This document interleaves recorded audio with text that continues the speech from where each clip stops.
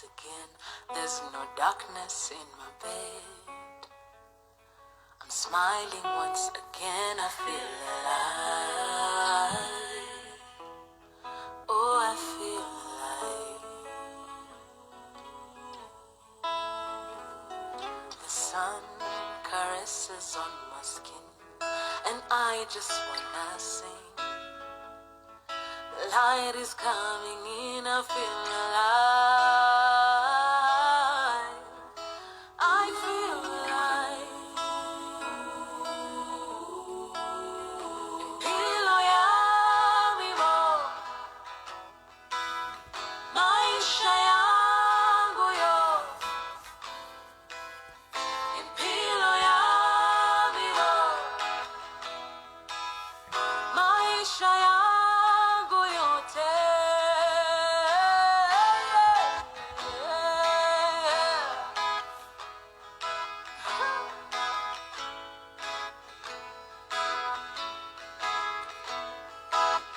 Narudisha niliyopoteza hii maisha, naanza tena.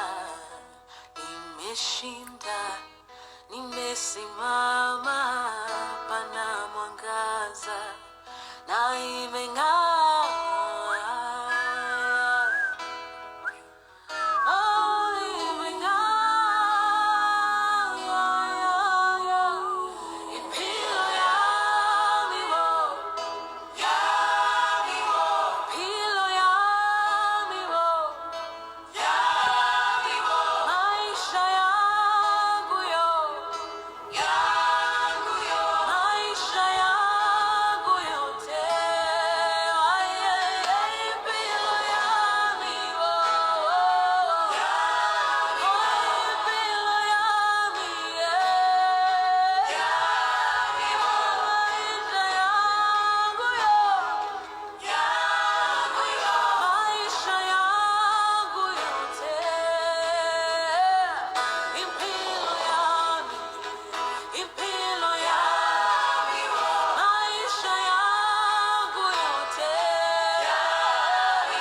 Impilo yami, impilo yami, maisha yangu yote. Narudisha niliyopoteza hii maisha, naanza tena. Nimeshinda, nimesimama, pana mwangaza na imeng'aa.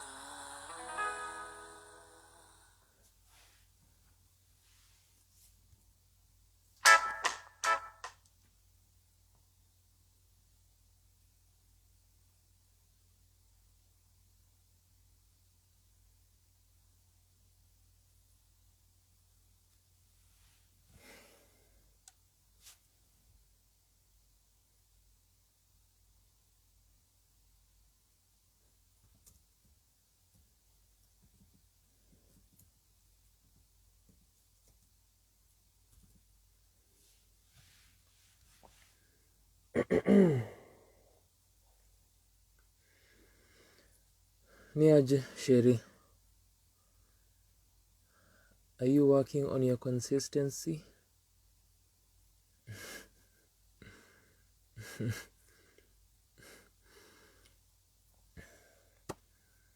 To our lovely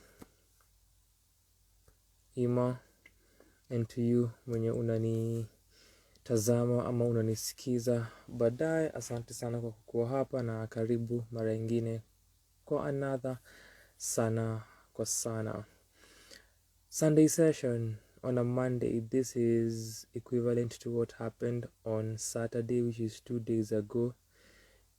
Na refer to Freestyle Friday. Ilifaa kuwa on a Friday, actually ingekuwa on a Saturday, lakini in the morning at around 1 a.m. Lakini Kenya Power ikacheza kama wao, haiku happen until later in the evening, kituka 8 p.m. or almost your time. And here we are kufanya our Sunday session on a Monday. Tunatumia ile belief that ka bado ni usiku bado ni Sunday, hata ka ni Monday, na leo ni tarehe 7 na sai ni 1:50 am, almost 6 minutes into this session, but karibu sana.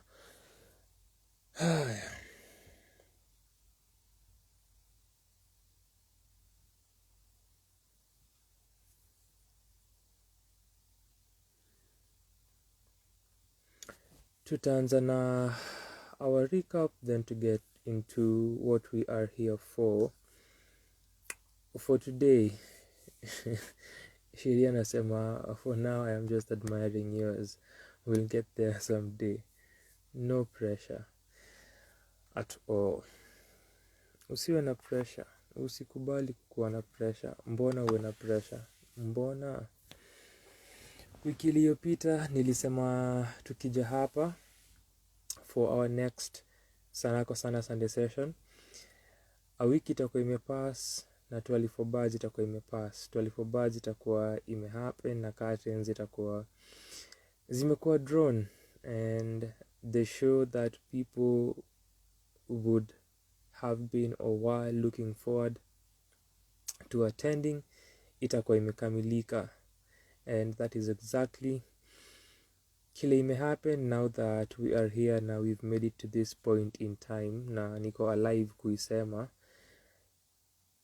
imefanyika, imetamatika a few hours ago. So we shall get into 24 birds in just a moment, but nilikuwa nasema kuhusu anticipation ya watu na nilikuwa nimejiambia nikuja hapa na maji. I forgot this would happen.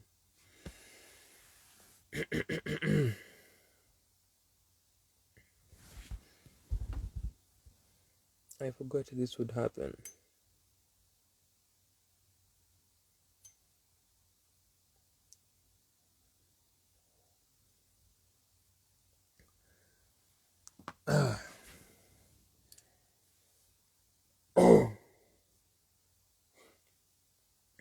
I'm not sure that would suffice, but tutajua vile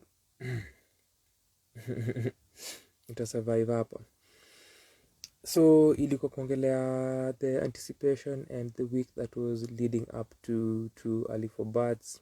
Hii weekend ile imetoka tu kuisha, kuangalia their journey in brief, kuangalia their comeback, vile walitease na kuambia watu that kuna show, wakaanza kuipromote na kuimarket, na the audience was looking forward to the show, whether people wameattend before ama ilikuwa first timers, na eventually imefanyika. So tuliongelea hii wiki kukua to early for birds week, which ni last week.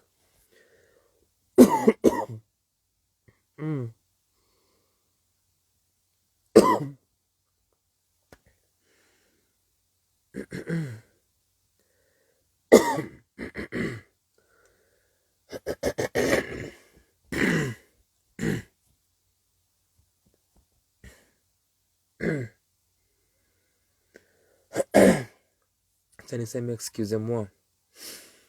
Sasa Jusheri ako hapa peke yake, tabaki umevumilia Sheri, kuwa na subra, tafute maji ya kunywa, because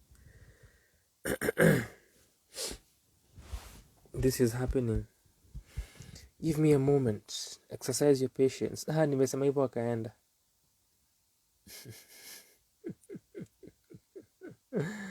Amesema hizi ni watch nikisafa. Amerudi. Exercise subra. I'll be back in a few. Let me get something to drink.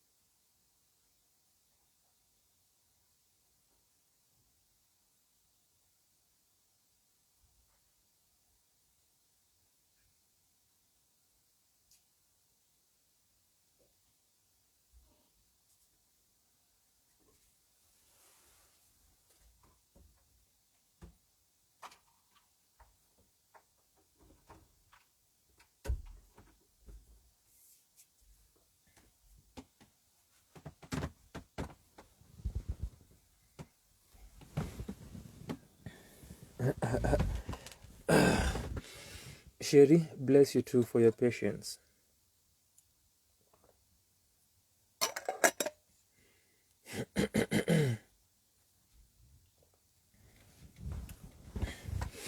Hizi ni consequences za kukuwa nje ya nyumba the whole week, ka 9 to 5ers or 8 to 5ers, and I am not part of that group, so I am facing the consequences, bearing the brunt of doing that kind of work for the entire week. Excusez-moi.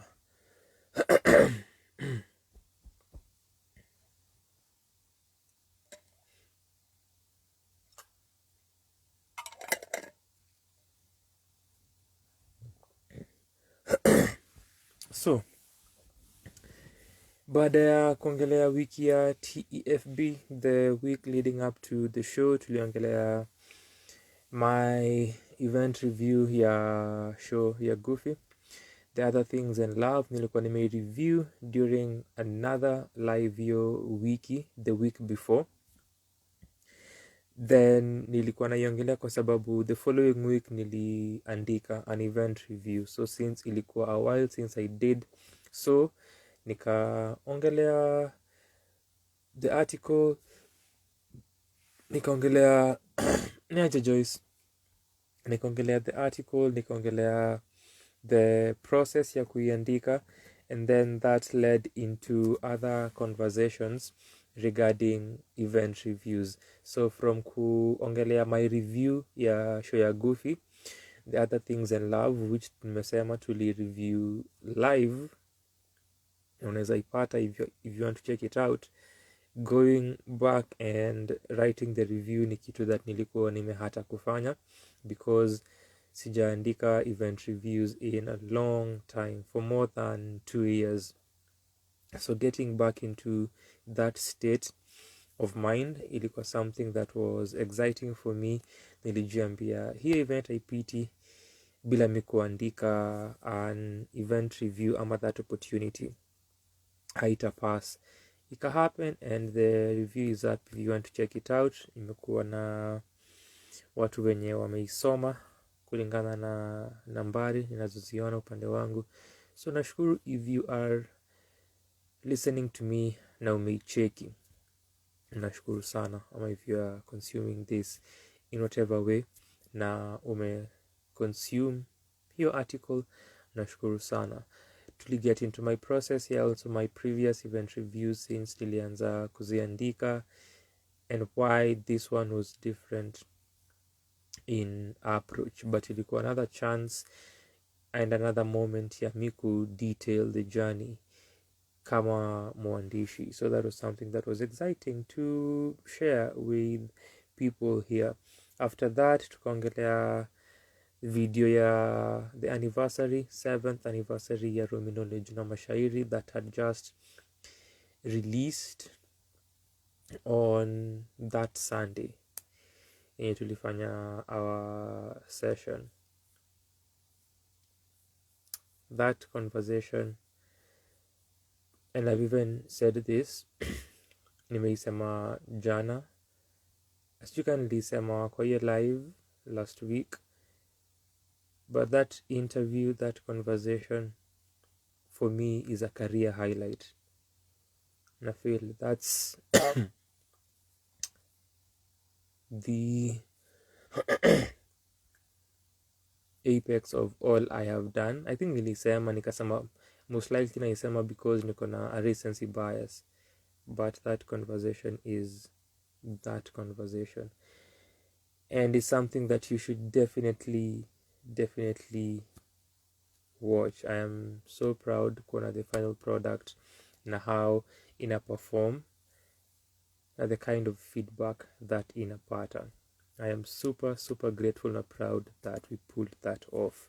Then tukaongelea listening party ya Navalayo for project yake ipo, tulikuwa Kiserian for that listening session. The project should be dropping soon, na in November iko na number of projects that zinafaa kutoka ama zimetoka. which adds on to our catalog of projects that we are supposed to review. So many, we've not even scratched the surface, barely.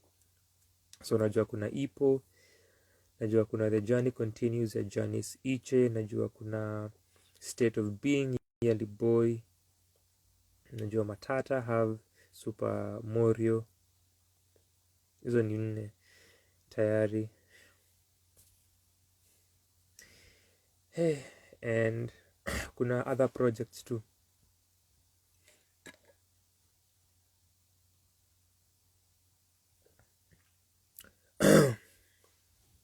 So the amount of work that we have to do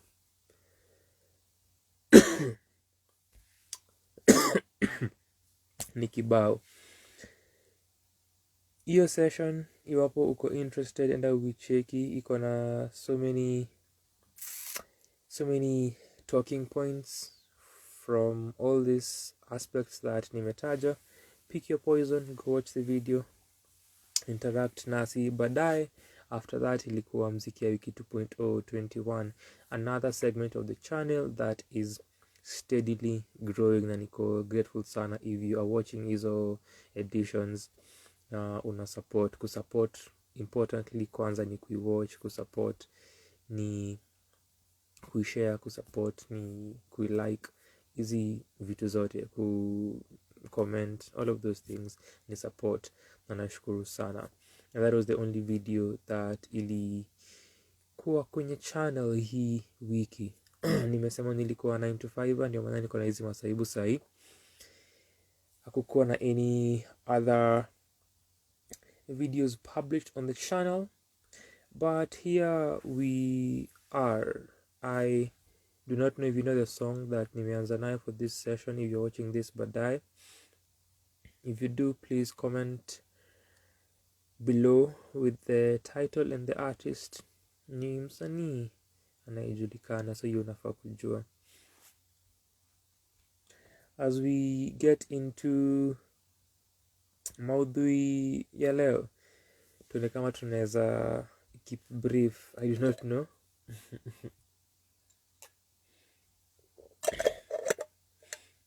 We can never make such promises tukiwa live for hizi Sunday sessions, not at all.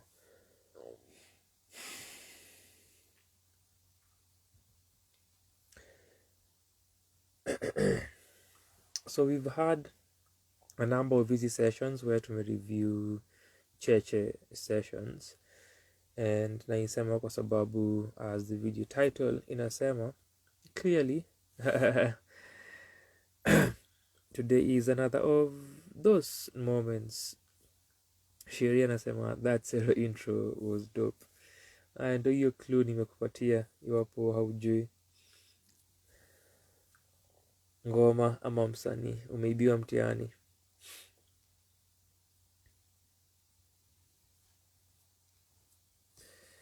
So tumezungumzia Cheche Session ya Slim Shaka, ya Traboli, hakuna ingine in between that, na ya nilikuwa nafikiria mwisho ya 3 ya Kamore. Naam. Those 3, if you are interested in any way kuziona, tafuta Slim Shaka Cheche Sessions, utapata. Tafuta Traboli na Kid Black Cheche Sessions, utapata. Tafuta Kamore Cheche Session na Cheche Sessions, utapata. Tumezireview zote papa hapa on live, ndio maana pia nilikuwa nasema nikirefer to the other things in love, hiyo review imekuwa a while tangu nikaenda niandike. Hizi reviews nowadays zinafanywa live as we are here again kufanya for the shows that nimename hii video after, though for one of them there is supposed to be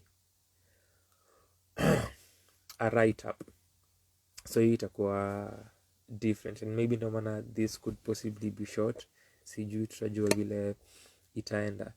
So for Serro, leo ni yeye alikuwa featured at Cheche Sessions. I think they have their last show is it 1 or 2? Ndio alisema wako na a special edition wiki ijayo, I think, and then moja in December. So kuna, nimesahau jina lake, someone and the Mijikenda band ama Mijikenda jazz band, and then kuna Clef and Bandana in December. Let me see. How am I forgetting their name?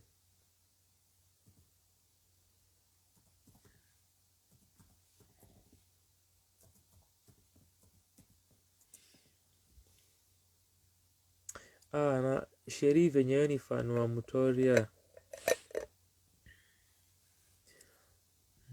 Mbona ukwenda kusikia Serro? Ulikuwa job? Katoi Watabaka ama Katoi and the Mijikenda jazz band. Ashanganeje nimesahau jina lake kwa sababu I think aliplay during Fête de la Musique ya this year pale Alliance. I think walikuwa part of the acts walio perform. Naam, yeah. So watakuwa na special session there, kutakuwa na Clef and Bandana. So Serro was there yesterday, alikuwa na bandi yake, na ukiangalia hizo reviews for the prior sessions utaona different setups from different artists, which ni also interesting kuona vile wasanii wana express and the ensembles that they use, the bands or the musicians that they use to perform their music for easy sessions. Always interesting ku observe such. For Slim ilikuwa more poetry na storytelling, then akafuse some music na puppetry. Niaje Leon? Hizi ndio kwa masaa za Leon kupatikana. For Trouble na Akili Black ilikuwa combination ya poetry lakini largely ni hip hop. So kulikuwa na Akili Black kwenye Sonics, Trouble with the raps. For Kamore yake ilikuwa the simplest thus far.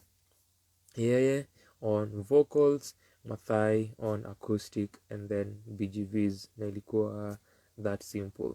Then for Serro alikuwa na a 4-piece band, 4-piece group.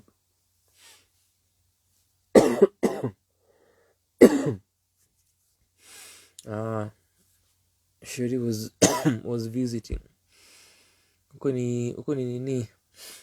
Nyumbani ulikuwa natembea.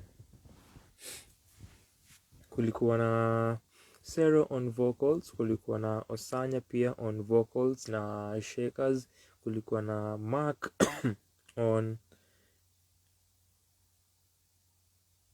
was that lead or bass? Then kulikuwa na Mutoria pale kwa keyboard na acoustic, na hiyo ndio ilikuwa set yake. Nilifika ingawaje nimechelewa, so sikuona the entire performance. Ningependa sana kuiona yote, so nilipata a few songs for Zade.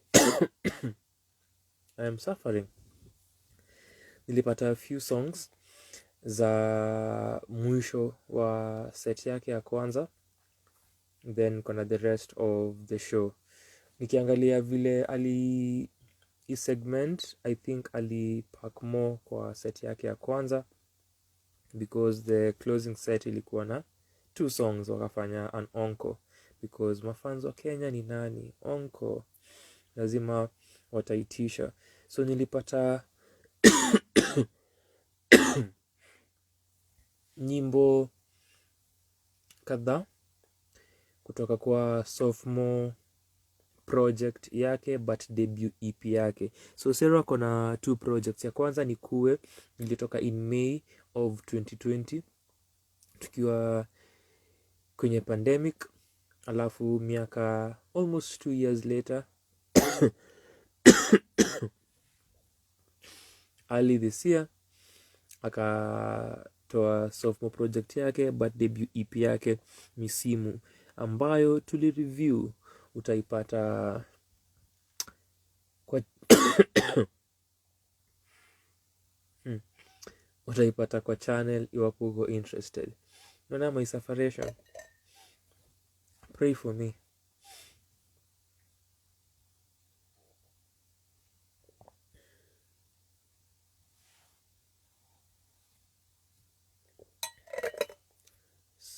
Somebody please pray for me. Shirino uko hapa, so niombe. And then if you're watching this baadaye pia niombe. Ben Soul's voice. So nilipata a few songs from the EP na nimeshare snippets of the performance on my Instagram. So if you're watching this, possibly you're not even watching this. So this is very useless, very irrelevant.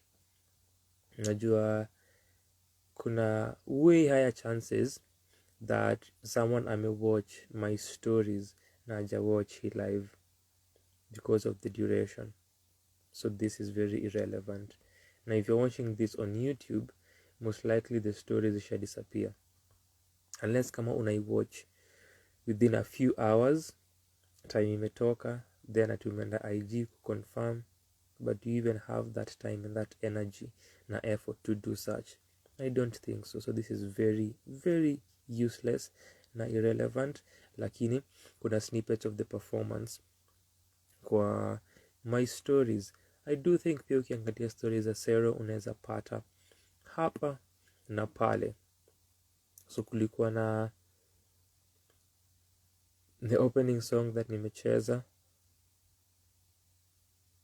kulikuwa na Biro Loyo, kulikuwa na Hold On To The Faith. So maybe 3 or 4, which ni quite much you think about it. Pia the arrangements na when the songs are performed live, they are lengthier than they are for artists kama Serro, when you play around na arrangements, who play around na crowd engagement and the like. So hiyo, then as usual, if you've watched easy reviews Cheche Sessions before, na pia if you haven't na hujui what they do and you haven't gone for them, wanakuanga na an intermission where they interview the featured act. Wakimaliza wanafanya set ya mwisho, so kuna kuanga na 2 sets and an intermission. So after set 1 a small break, then wanarudi after watu wamepumzika kidogo, wame refresh, they come back, they do the interview, na watu pia huuliza maswali, so hupewa pieces of paper where the right questions, zile mwenye anafanya the interview, the interviewer atauliza akimaliza maswali yake after that set ya mwisho. So that was also the case after the opening set. Kukawa na maswali yale Ian aliuliza, sana sana alicenter on, alikuwa amesema na center on rhythm na connecting that to Serro na musicality yake, and then ika blossom into other facets of yeye as a person na pia muziki yake.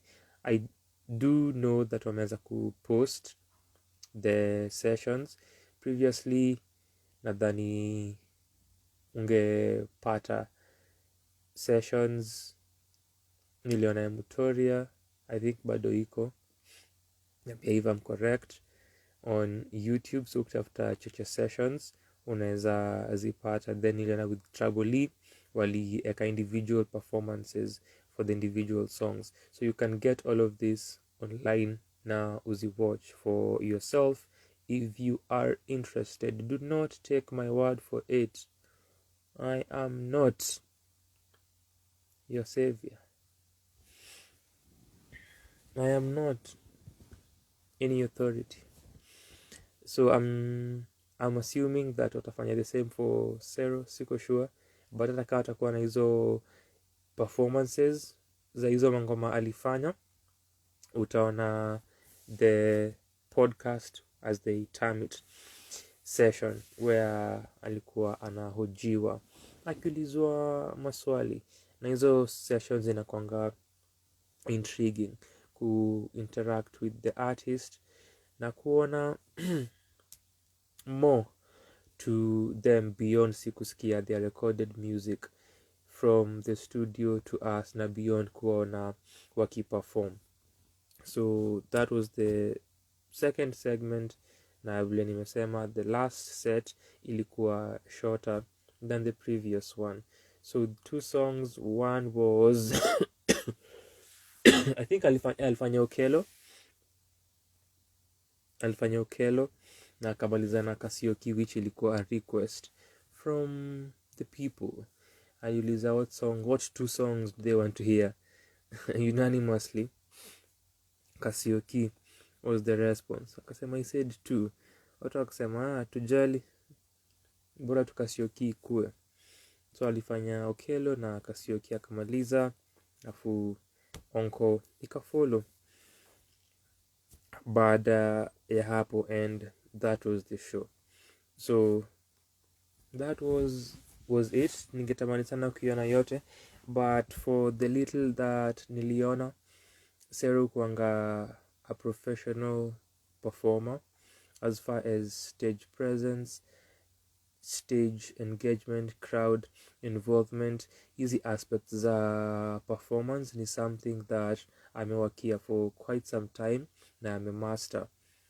Sikumbuki nilikuwa naisema wapi, but nilikuwa naongelea hizo differences between wasanii wenye who record na wasanii wenye who perform, possibly last week.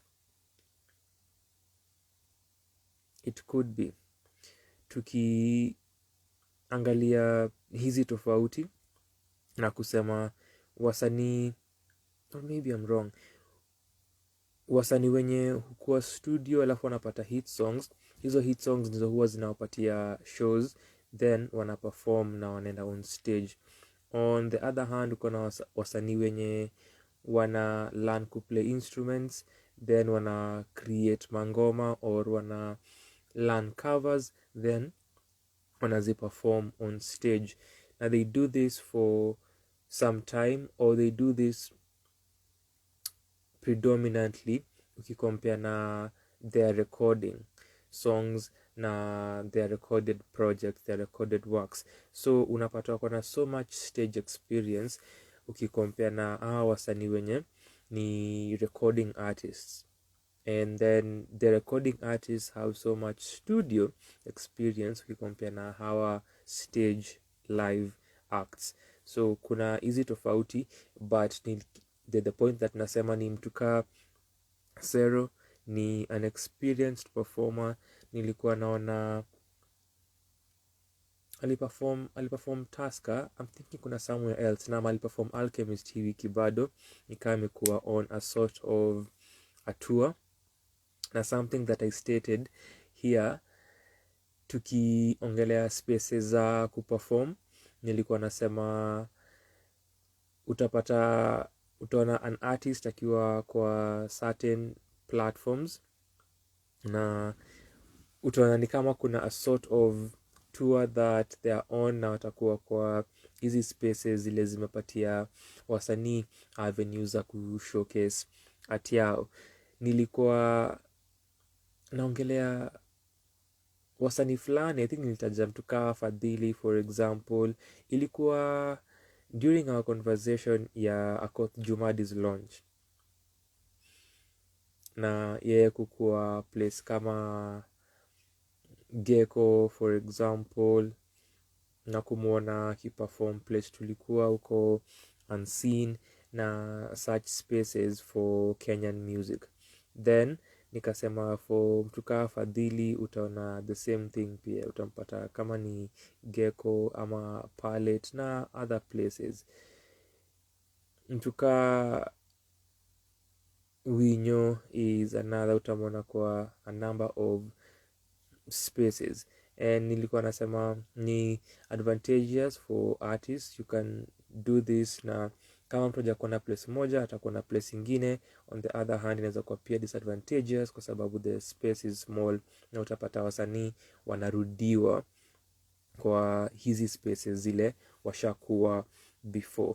So with Serro tumemwona Alchemist, alikuwa Alchemist, niliambiwa alikuwa uko on Thursday. Then ndio hii on Sunday alikuwa Cheche Sessions. Sijui kama it's an ongoing tour, if you can call it that, ama kama ni an ongoing space that ako in at the moment. Sijui atakuwa wapi tena, but also it's about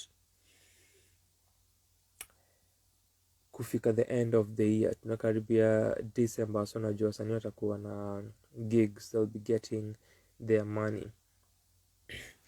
So that was that, and easy ni aspects of this same conversation that nasema inachangia kwa their stage experience as performers. Hata kama unaona kwa hizi same spaces, bado kuenda stage each time ni almost a different experience, if not the audience ni could be different, could be the same. The dynamics generally are different. The space that you're in inaweza changia kama ni physically, the sort of environment that you're putting yourself in, or even the artist that you're working in as a space, that's another. Na hizi pia ni dynamics zinazo kuwa considered when unaangalia stage performances. And pia anything can happen when you're performing, no one performance is the same.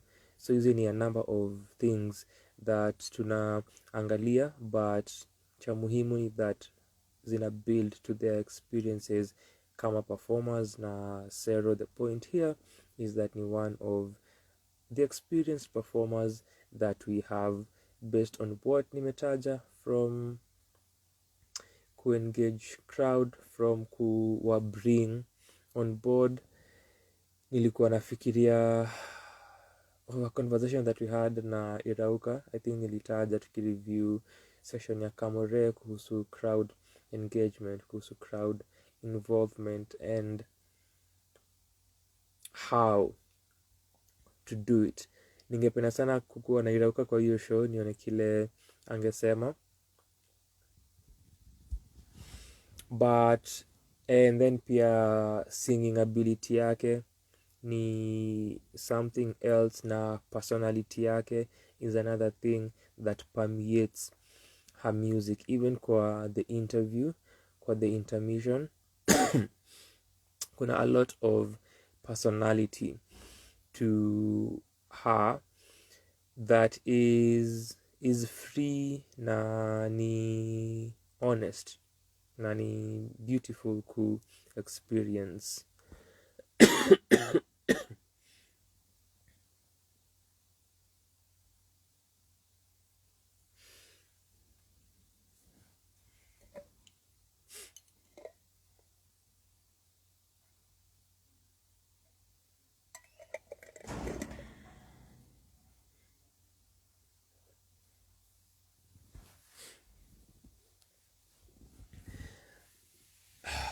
Na considering EP yake Misimu, the best the type of content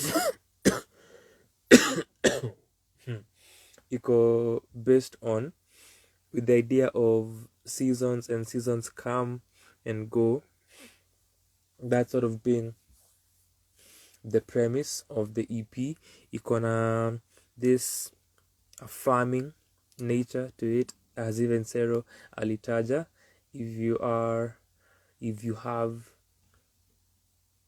checked out my stories unaweza kuwa umeiona, but nimesema this is very irrelevant, mwenye alisema. So with that inafanya the music iko very very simple to sing along, na pia hiyo aspect ya encouragement na motisha vile imeandikwa inachangia tu kile nasema, kwa sababu the way the words zina match to melodies ama vice versa, na importantly ye kujaribu kupeana motisha na kuhimiza watu waendelee, keep up the good fight, move on, it's an odyssey, good fight, odyssey. Iwapo unafahamu hizi ni elements that zinafanya the music for the audience the music iwe easy to listen to, easy to follow na flow with, so hata as you are involving the crowd they can easily come on board na wakujoin na mferi katika hii safari pamoja. Kama umesikiza hiyo EP, tuambie maoni kwa comments, ama uende kwa our review na udrop maoni. Kama hujawatch hiyo review, enda kwa hiyo review uiwatch, uangushe maoni. Tungependa sana kusikia toka kwako kuihusu, but nilikuwa naongelea ability yake as an artist, and yeye ka performer, skill set yake, how ameishughulikia for some time, na ni a professional on stage, kwanza kwa such an intimate setting. Sijui how performance yake ya Thursday ilikuwa hapo, najua the crowd was bigger because of place ilikuwa in the pool that it does, but for easy intimate sessions that nimemuona, or even the other times that nimemuona, juu nilisikia pia alikuwa na a great performance at Folk Fusion. For performance yake ya Tusker Oktoberfest niliona akisema, sijui if the performance was bad, but alikuwa anashare an account of a horrible experience before in the stage. So sijui if it translate, but alikuwa anasema if you see an artist cry, if you see an artist have a bad performance ama have a bad day on stage, then ujue kuna vitu zili happen behind the scene. Then akasema because why was I crying, I think 10 minutes or whatever, why was I crying before I went on stage? So alikuwa anashare hiyo tale, but nilisikia for Folk Fusion alifanya brilliant job yenye ilikuwa na Savara kama headliner. Niliambiwa Alchemist alifanya kazi fiti, and for Cheche Sessions their performance pia it was good. I don't think I'm supposed to be talking. It seems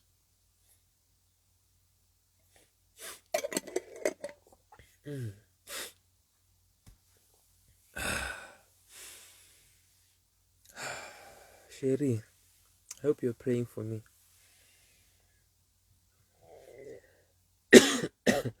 By the time this session is done, nafaa kuwa nimeacha kukohoa.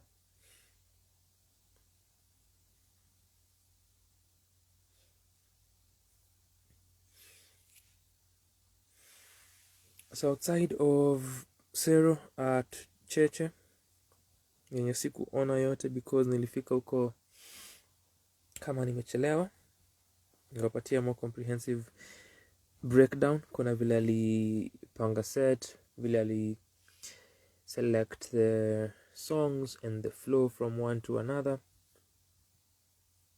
But nimesema the 3 songs ni from Misimu and what the EP is about, na Serro mwenyewe kureiterate iyo fact. The second part, those 2 songs minus the encore are not from Misimu. They are from Kue, actually. They are from Kue, which ni debut yake ya 2020.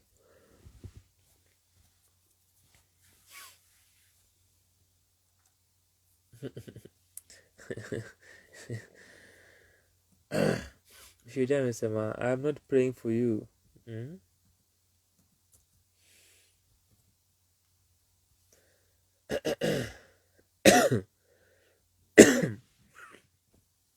Amesema haniombei. Niaje mwesh, karibu sana. At 2:30 a.m. Kenyan time. On 7th November 2022. Mwaka umeisha. Just like that. At such a time last year,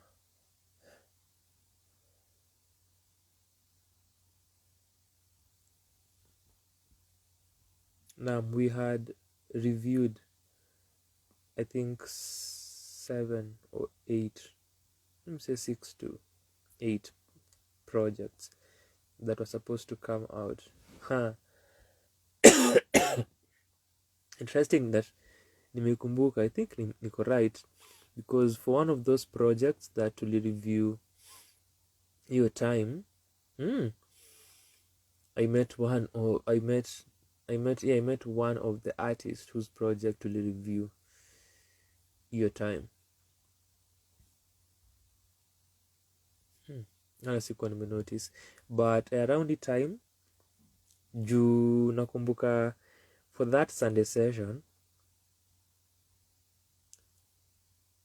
tuli review Lexus Mshairi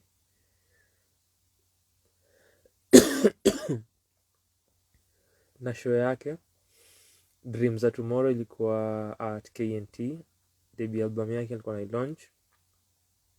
Pia tukaongelea album ya Calligraph Jones Invisible Currency, which at the time alikuwa tu ameshare the artwork. So tuliongelea the artwork hapa live nikiwa na Karim na Abe. Importantly, I think the Hazel was part of us. Karim na Abe especially. Now tukapeana sentiments, tukapeana projections, and that was on a 7th, and today is on a 7th. It's exactly a year ago.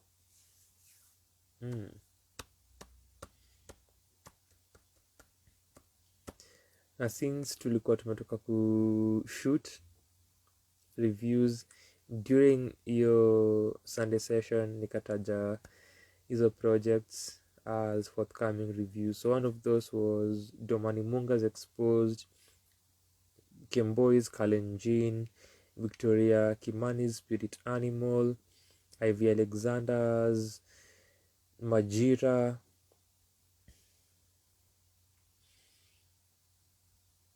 Who else did you review that time? Did you review Sichangi? I think Sichangi's soundtrack to A Heartbreak was a 5.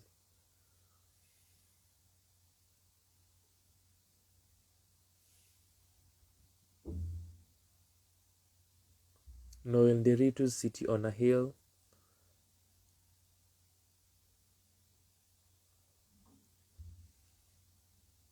I'm forgetting 2 more, but nimejaribu. Hizo ni kukumbuka hivi. Nimetry. If any of those people are your people, is your person, review yake iko. Itafute, we watch, we put in the work, so it's what we do.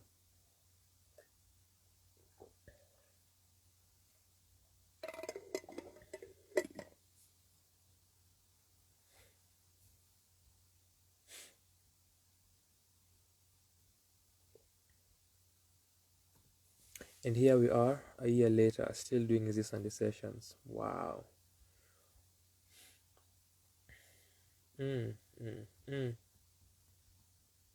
This is a moment.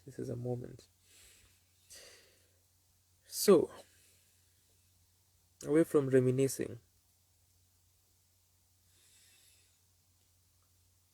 tumalize hii story by kuongelea too early for birds, the storytelling, theatrical, historical collective, a brilliant collective, a dedicated collective, an industrious entity that have done their absolute best for the past 5 years, and as of now ni kana kwamba curtains zimefall. Term nilitumia earlier, na it should be the final show that wame create na wame stage hii wiki yenye imetoka tu kuisha a few hours ago, at least as it stands. Ni similar to what happened to Slam, na tuli have a conversation, an in-depth conversation which was a reflection kuhusu Slam when it happened, time after they did the Grand Slam knock crown the 65th champ, mwenye ni Slim Shaka, who is a part of the community, na mwenye nimesema tuli review Cheche session yake. In fact alikuwa wa kwanza.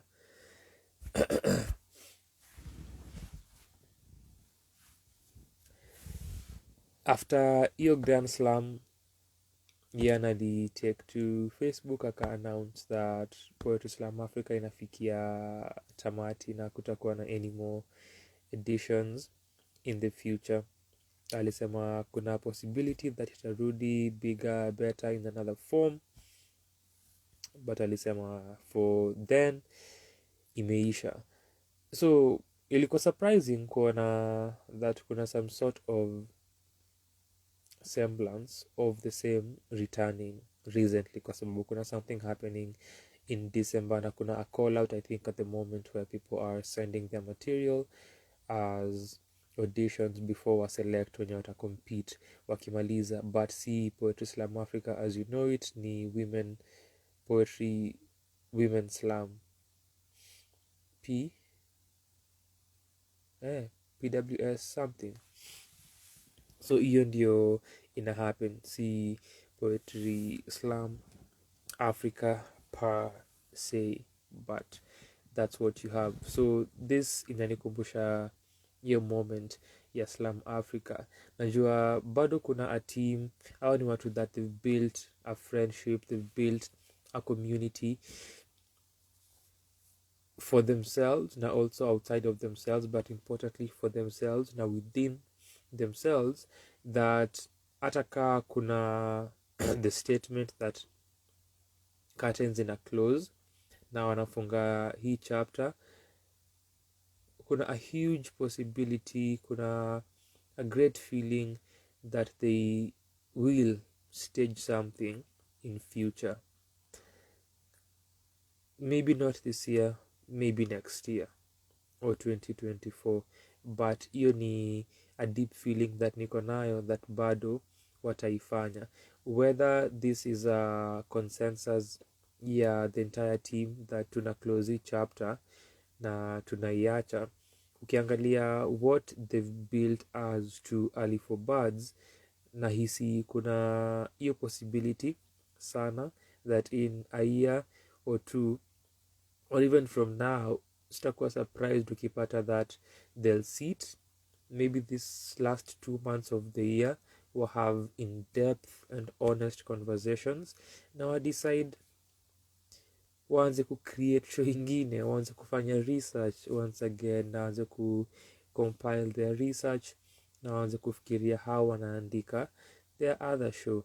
That could be a possibility. Nikiangalia from the outside, nikiona what they've built for them, na kuangalia as a community na as a group of friends, I know that can possibly happen. Then kuna pia the idea that since ni since kuna the thought of one member kusema ameachia the others TEFB, then this is a founding member, maybe the other members wanaweza decide wa carry on na waendelee na wapatie watu show. Even from hii show that go down this weekend, hiyo ni ya sentiment that najua watu wanashare, that waendelee kupeana hizi shows, waendelee kushowcase Kenyan history, waendelee kuandika, watu watatokea. Hiyo ni sentiment that nimeona sana sana, hata na nimeona just sijaona comment kibao, but nimeona hiyo sentiment ikirika. So hiyo ni another thing that inaweza ni convince that utafanya show tena whenever it happen. Lakini pia on the other hand, if wanasema curtains zina close, as one of the members allude na wanafunga hii chapter, na pia one of the members aliniambia tukiwa Jain Bavan where the show ili happen, then pia ni sawa. Sigetingi, or maybe I do, but let's go with the flow. Sigetingi mbona watu feel ni kama wanajua better than kile msanii amesema na kile msanii anataka.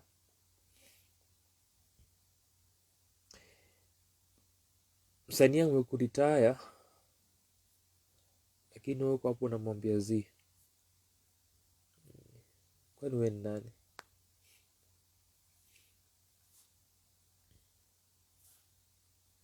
Tunaweza delve into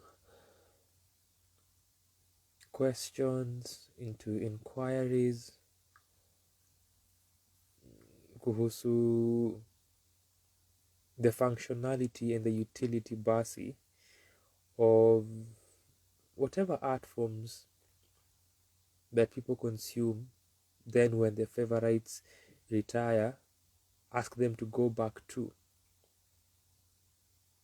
na tuangalie usefulness and tuangalie pia impact. Ndio inecessitate hiyo thought ya Z hawezi retire, we need you. Do you?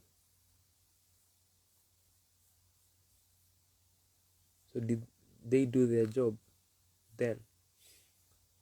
But nimesema tunaweza enda huko, not now, not today. We can always do that some other time.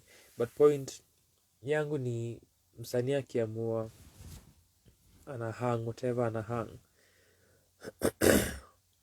una accept too gracefully. I think kwa hizo retweets niliona maybe one or two, but nakumbuka tu moja peke yake, na the person is an author mwenye alisema ni sawa, tutakusupport katika endeavor zako zozote, and that was it. Sati z sasa nani atabeba Kenyan theater?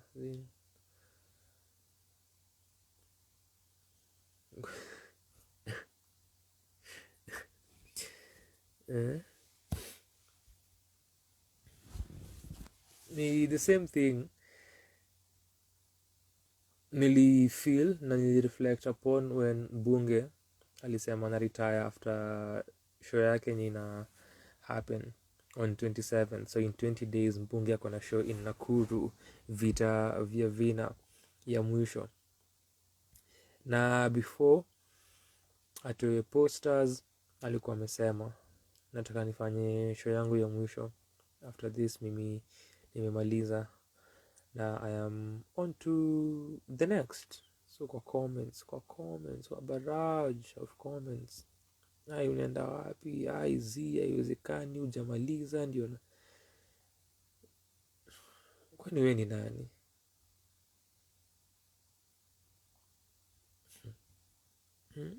Audacity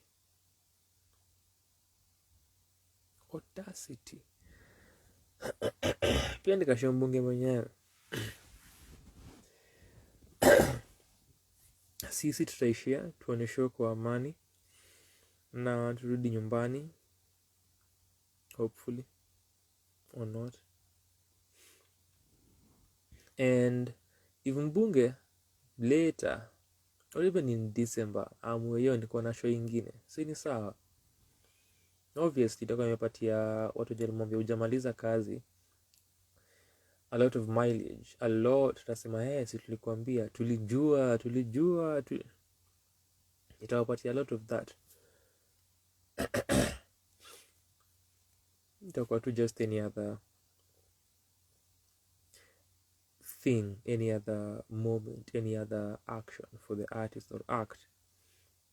Akiamua ifanye next year aperform tena, si ni sawa? Akiamua haifanyi tena pia si ni sawa?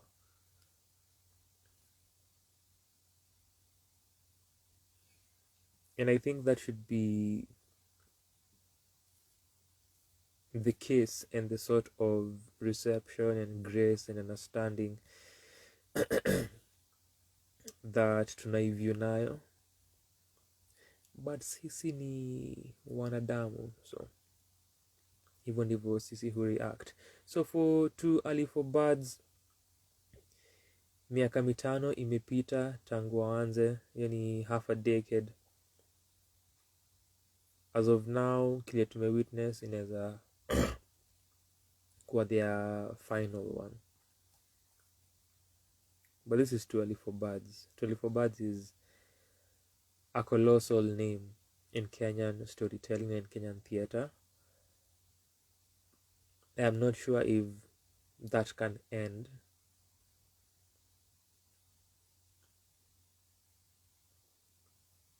Now or this, but if it does, ni sawa. It's very much okay. Washafanya kazi yao. Nimongelea Too Early for Birds kwa hizi Sunday sessions mara kadhaa. I think ilianza in October. That was October 3rd, which was our October 2nd session. Ika bleed into Monday, and Sheri alikuwa hapa kwa sababu tulikuwa naongelea msanii na hadhira, na tulikuwa na Trabuli mwenye pia nimekuwa na yeye a few hours ago. So after our conversation na Tra, mimi nikamaliza nikaongelea Too Early for Birds. So I took a snippet of what I said, nikai repurpose 10 days later, so October 13th kwa social media, but nilikuwa nimeshare the snippet on YouTube a few days before that. And niliongelea hapa time nilikuwa na discuss the kind of feedback that nilipata in a particular, maybe 2 weeks ago, in a particular week, and how that week was full of love for me. Too Early for Birds na the video that I shared, that snippet, was part of that, and that video received so much love, so much love. Today ni really memorable, and it's a huge highlight.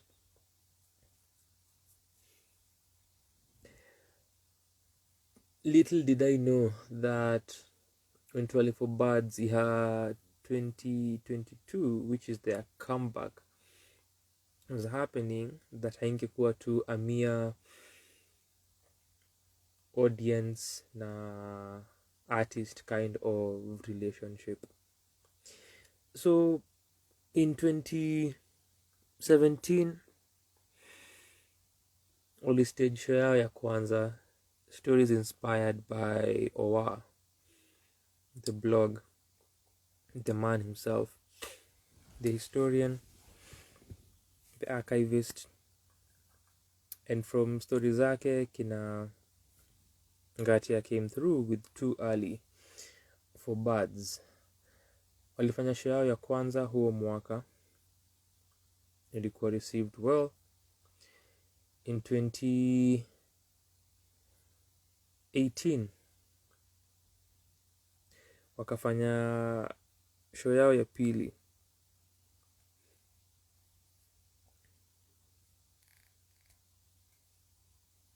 Kulikuwa na Badasari na kulikuwa na Brazen. Brazen was dedicated and done by women. So kulikuwa na Badasari, kulikuwa na Brazen in 2018. In 2019 kulikuwa na Tomboya yenye hawakuifanya once but twice. Waliifanya twice kwa sababu kulikuwa na Ariran. Watu waliitisha Ariran of hiyo Tomboya. Ilifanyika at Visa Oshwal Academy. Out of hizi zote nilienda moja peke yake. I went for one. I went for Badasari, which had a lot of which was premised on crime stories. The one that I usually remember from that story, and it's usually vivid, ni story ya the Macmillan Library na those two lions outside of Macmillan Library. For some reason hiyo story ndio ili stick kwa mind, that whenever I reflect on that show at KNT, kitu mukumbuka. And then pia ni because nilifika kama nimechelewa for that showcase and that theatrical production. So sheria anasema, how your memory works.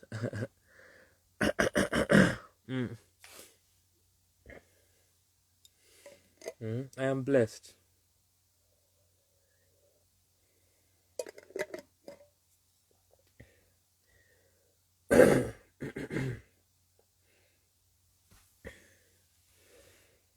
Easy shows, not all of them zilikuwa ka isho yao imetoka tu kufanyika. So 2017 wameanza, 2018 Badasari na Brazen, then Tomboya wanaifanya mara mbili, so it's a 4 bila kuhesabu the rerun. These are 4 theatrical production shows. Then sai kumekuwa na the 5th one. So ilikuwa 3-day show, and then I think for ni Tomboya ma Brazen, I think Tomboya ilikuwa pia a 3-day show. So not all of them zimekuwa 3-day show. Ilikuwa, I think most of them zilikuwa 2-day, Sato Sunday. Then for the 3-day shows ilikuwa Friday, Sato, Sunday. So hii ya mwisho pia ilikuwa a 3-day show, and ilikuwa their comeback. So kuna the consistency that walikuwa wame-establish, and that's why ukiangalia how they've built their community ni important kukumbuka. Also for creatives, the consistency helps a lot.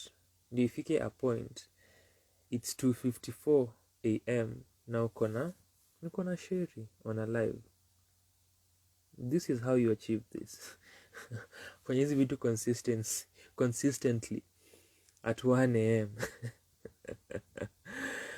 So you look at the consistency na vile ime-build into their ecosystem, how imekuwa a huge part of the foundation, hauwezi i-overlook. So 2017, there they go, 18 with 2 shows and 19 Tomboya, which imefanywa twice. Na ukumbuke kuna kazi nyingi sana that wanafanya. Nilisema hivi when nilikuwa na discuss kwa hiyo video that nimetaja, kwa sababu kuna a lot of research ile wana conduct. That is the chunk of the work. Then kuna the compilation na find a way of telling this as a story, and combining and compiling and tweaking, and then finding the narrative and directing this and finding a way ya communicate to people, ndio akija show wa kufuate na wa learn. Na also since it's theatrical, since you're staging it, kuna aspects za entertainment, and not entertainment in an unserious manner, but in an emotional, in a purgation kind of way, and a release of certain emotions, even ndivyo inamaanisha. So after Tomboya, and walifanya the rerun in November, so ilikuwa wafanye another show in April, so wako back to back with their shows, and si ati ni light shows, si ati ni show ya 30 minutes katika 1 hour ama 1.5 na the stories zimekuwa told quickly na that wame rush through. Ni very meticulously done na carefully executed. So kuona pia the rate ya their output ni impressive.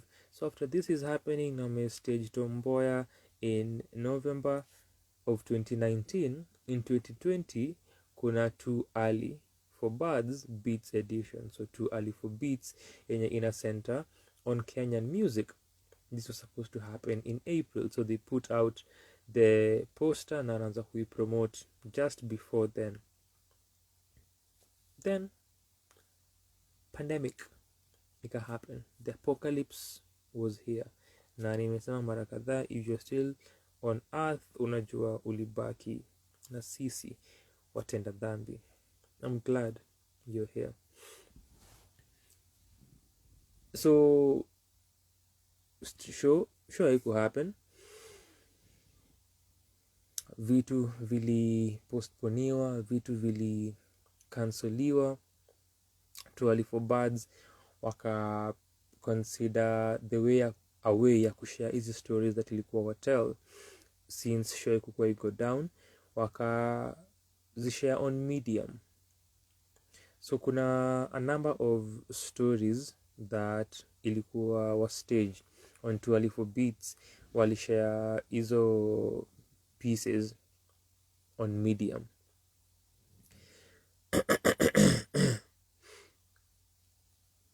So talking to Musoti mwenye alikuwa part of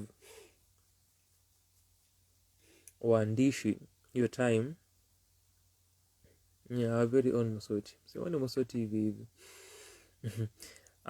aliniambia haziko available anymore online, so but hiyo time ungezipata. I think walizitoa, ama obviously walizitoa, but waliamua kushare some of these pieces, some of these stories online. So ungetaka kuzisoma ndio ufeel ni kama umelearn bado na ulikuwa part of a Too Early for Birds experience, which ni kulearn history. Wali make hizo pieces available na walizisoma. Sijui if you did, if you are listening to this, let me know. Saiz patikani. So that happened, and kulikuwa na a clamor for the show kurudi. That was an ongoing theme for Too Early for Birds. Hata hiyo 2020 bado 2020 vitu vina open up. Niaje fikra, vitu vina open up, watu wanaanza kuuliza Too Early for Birds samtupatii show, comeback iko wapi? Tulikuwa tushajipanga.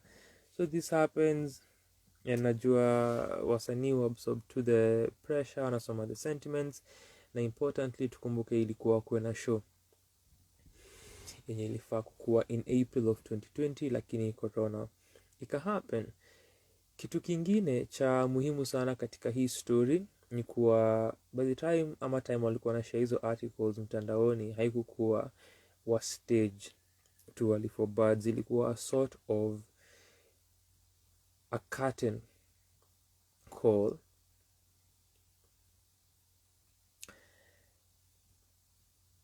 Maybe ilikuwa informed na the uncertainty of the moment, COVID, things could happen na watu kutojua kile kinatokea baadaye. So unaweza speculate, mere conjecture on that. But kuna a possibility that ilichangia hiyo move ya kuziseti online, besides pia kutaka watu wazisome. lakini the thought, the feeling, the idea ya kutotaka ku stage anything anymore na kusema tumefika tamati ya hii safari. Though pia najua alikuwa ameplana show kureiterate, hawangeiacha hivyo. Fans walikuwa wanadai kwenda show yetu Alifo Birds. I think hiyo ni another important thing ya kuconsider when we look at the comeback and why we are even here discussing to Alifo Birds on 7th November at 3:01 a.m. So that really happened.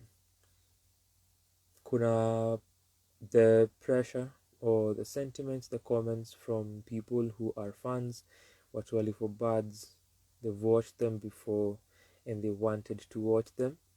So zilibuild, na vile nilisema wiki iliyopita nikicapture the history, ni kuwa on August 30th they sent people emails kasema guess who's back. Katuma a lengthy email with some humor pale ndani wakisema vile wanarudi, na wakatuma some assets that people could check out and share. Walizishare pia kwa social media zao, and one of those ama the one that they did share ilikuwa na hizo comments that nasema zilikuwa zimekuwa sent their way na watu walikuwa wanawauliza maswali kuhusu their next show na their comeback for the past 2 years, so almost 2 years. So kuna 2020 na kuna 2021, part of 2020 na 2021. You can also say, actually you can say two, because pia kuna 2022 before you August ifike.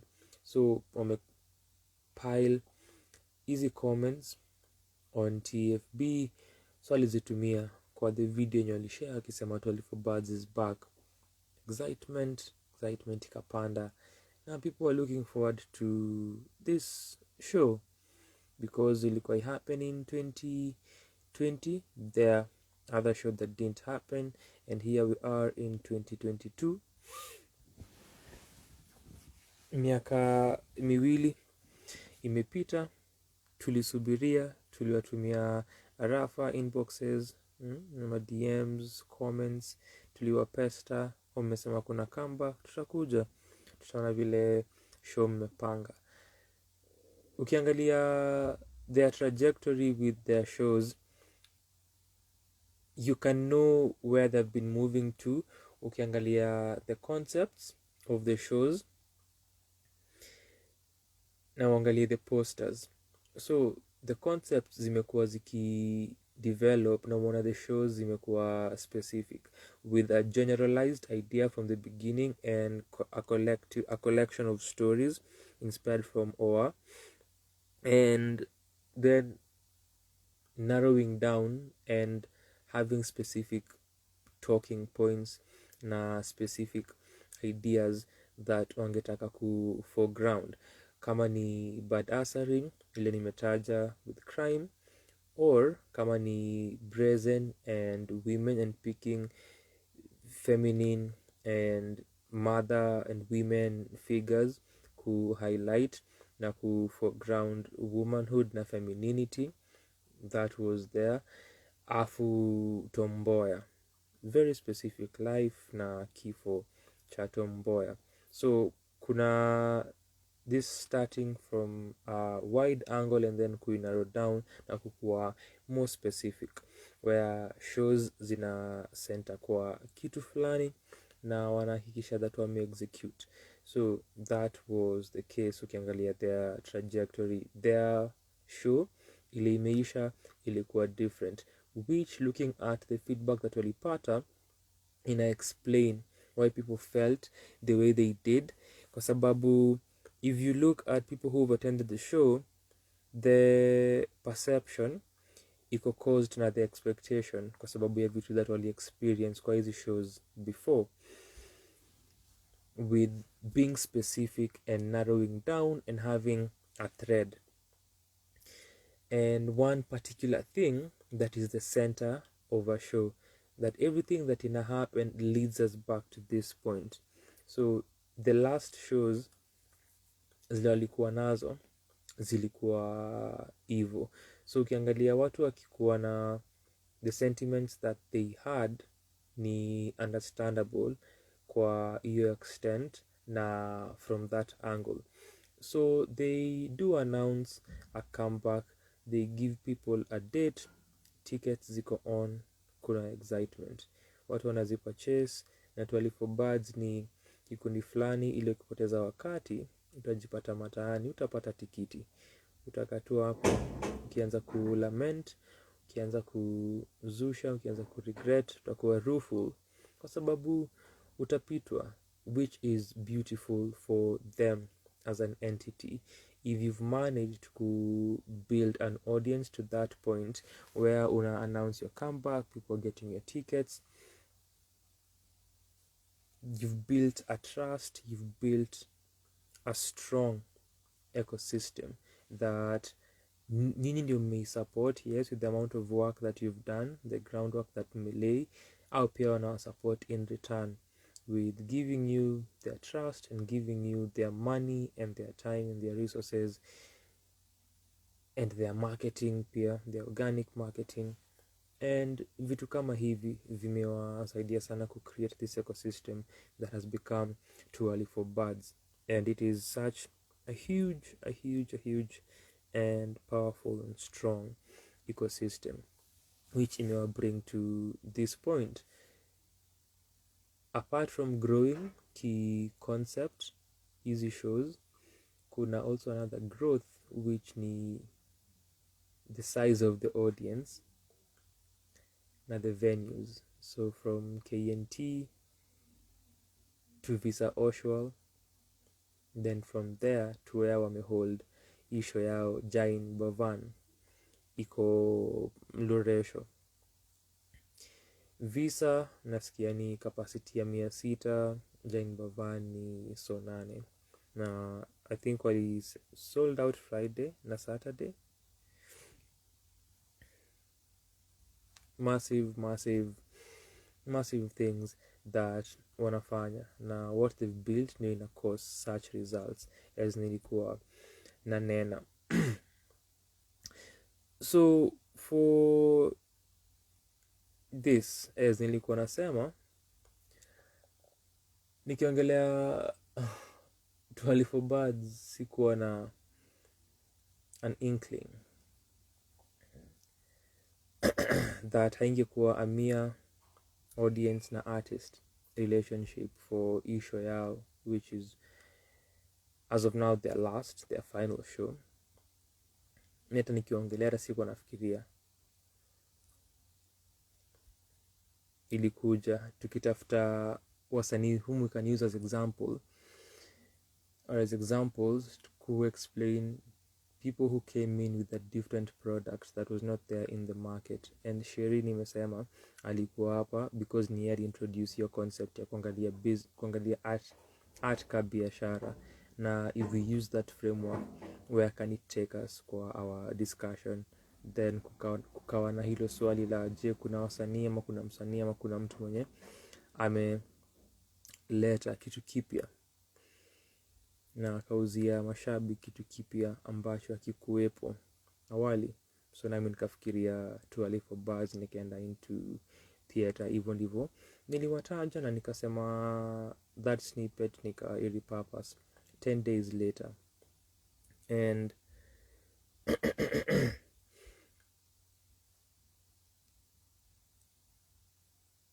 here I am on this 7th November after 2 weeks of being part of Too Early for Birds. Not in a major way, don't get ahead of yourself. Not in a major way, not at all. Yeah, I am a very small person. Part of them in a way that ilini allow niwe part of the process. Na kuanga big sana on process. Ukiona articles that imeandika which ni sort of interviews, nasema sort of niki consider the ones that they're not in the typical interview format, na pia ukiconsider articles that nimeandika that ni interviews ama interviews that tumefanya on our channel, process will come out sana, na na believe that ni muhimu sana ku capture process na kuona what ili lead to hizi final products. Kwa our conversation ya Rumi Swahili, Ochuka pia aliitaja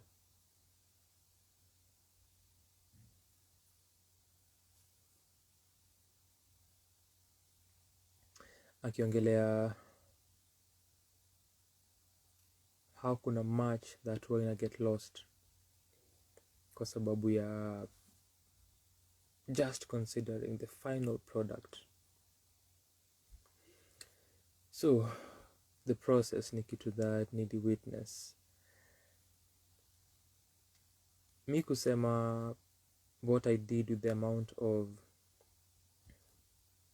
hard work, ile kujituma that TFB ujituma, ni as an outsider. And then for this presumably final show, nimekuwa part of the process kama an insider who was there for the rehearsals for the last 2 weeks leading up to the show, which is the show itself. This is the last 2 weeks ndio the show, na the last week sana sana when vitu zina get intense, vitu zinaanza kukua wary, kunaanza kukua na heated moments, kuna a lot of distress. Hii wiki ya mwisho sana ndio show. Sasa vile vitu ambavyo if nakuja tu kuona show sizijui, sitaziona at all, but nimepata hiyo nafasi, nimepata hiyo privilege ya ku-experience na kukaa with the cast that is bringing this together, as well as interacting with the team na kuona the machinery and the inner workings of this entity. A beautiful thing. You watch the story build,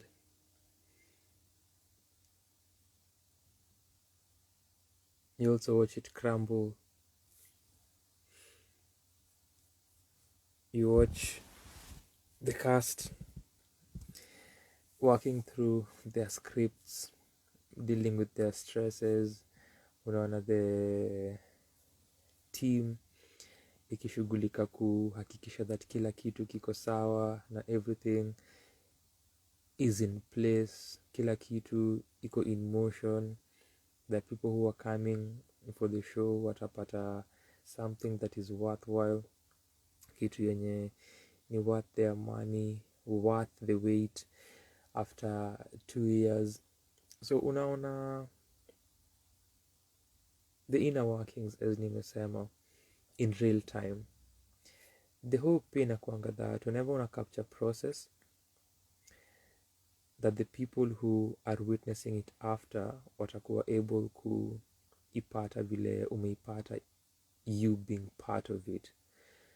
So that is a hope pia, na nilikuwa nasema kuna a write up that inafaa kukua, tutajua how that one goes. A lot of process is what I hope to capture, but we shall figure that out if and when it happens. Shiri nasema you must have had quite a time. I did.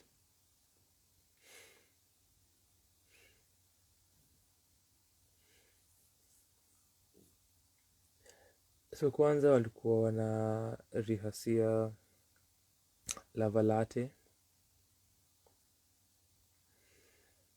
then hii wiki ya mwisho for the last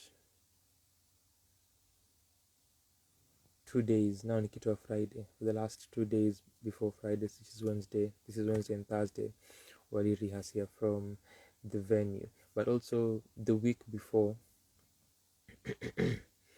On Tuesday ilikuwa mara yao ya kwanza kwenda to the venue, and that was my first time kuwa join for rehearsals, so ilikuwa beautiful. That ilikuwa siku yangu ya kwanza na nikawa join kwenda Jain Bhavan for the first time, kuona the venue, kuingia na kuona how enormous that auditorium is and how odd everyone was kukuwa kwa hiyo space na kuanza kuponda na kuimagine that in less than 10 days we'll be staging a TEFB comeback show here in a full house for the better part of the weekend.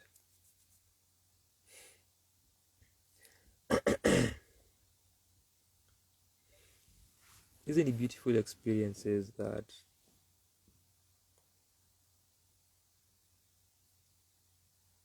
hawezi zipata elsewhere, na hawezi zi repay. Kuona vile hizi vitu come together, and now I didn't wish ningeona hizo zingine pia how they all came together, hizo show zingine na existence ya the different creative processes for hizi different shows, but they can still be captured. I'm sure zina exist in various forms na in different avenues na platforms. So hiyo ni something that for anyone mwenye ako interested anaweza angalia na learn the history with the people involved, something that wame document properly. Kazi yao ni history, kazi yao ni kuchimba na kutafuta hivi visa ambavyo watu wengi hawafahamu na hawajui. Kwa hivyo ingekuwa remiss if they didn't do the same with their own documentation, kwa sababu one of the biggest challenges that tunazo with our historia ni documentation. Iko na number of determining factors, a lot of them,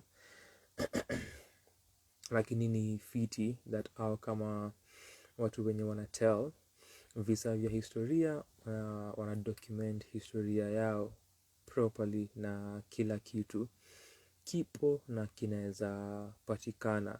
Nimesema hawa ni a colossal entity, so pia ukitafuta mahojiano mtandaoni utapata mahojiano ya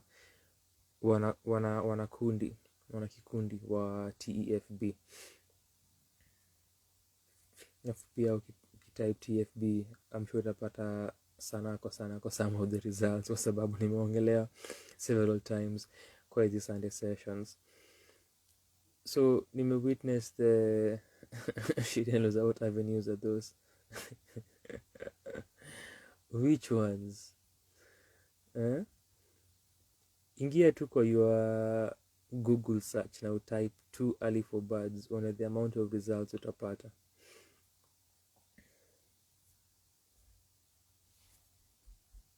Hebu jaribu, fanya hiyo experiment. Ameenda kujaribu. Ameenda kugoogle. Acha rudi atupatie evidence. Experiment tu sheri. Type 12 for birds, one kile utapata.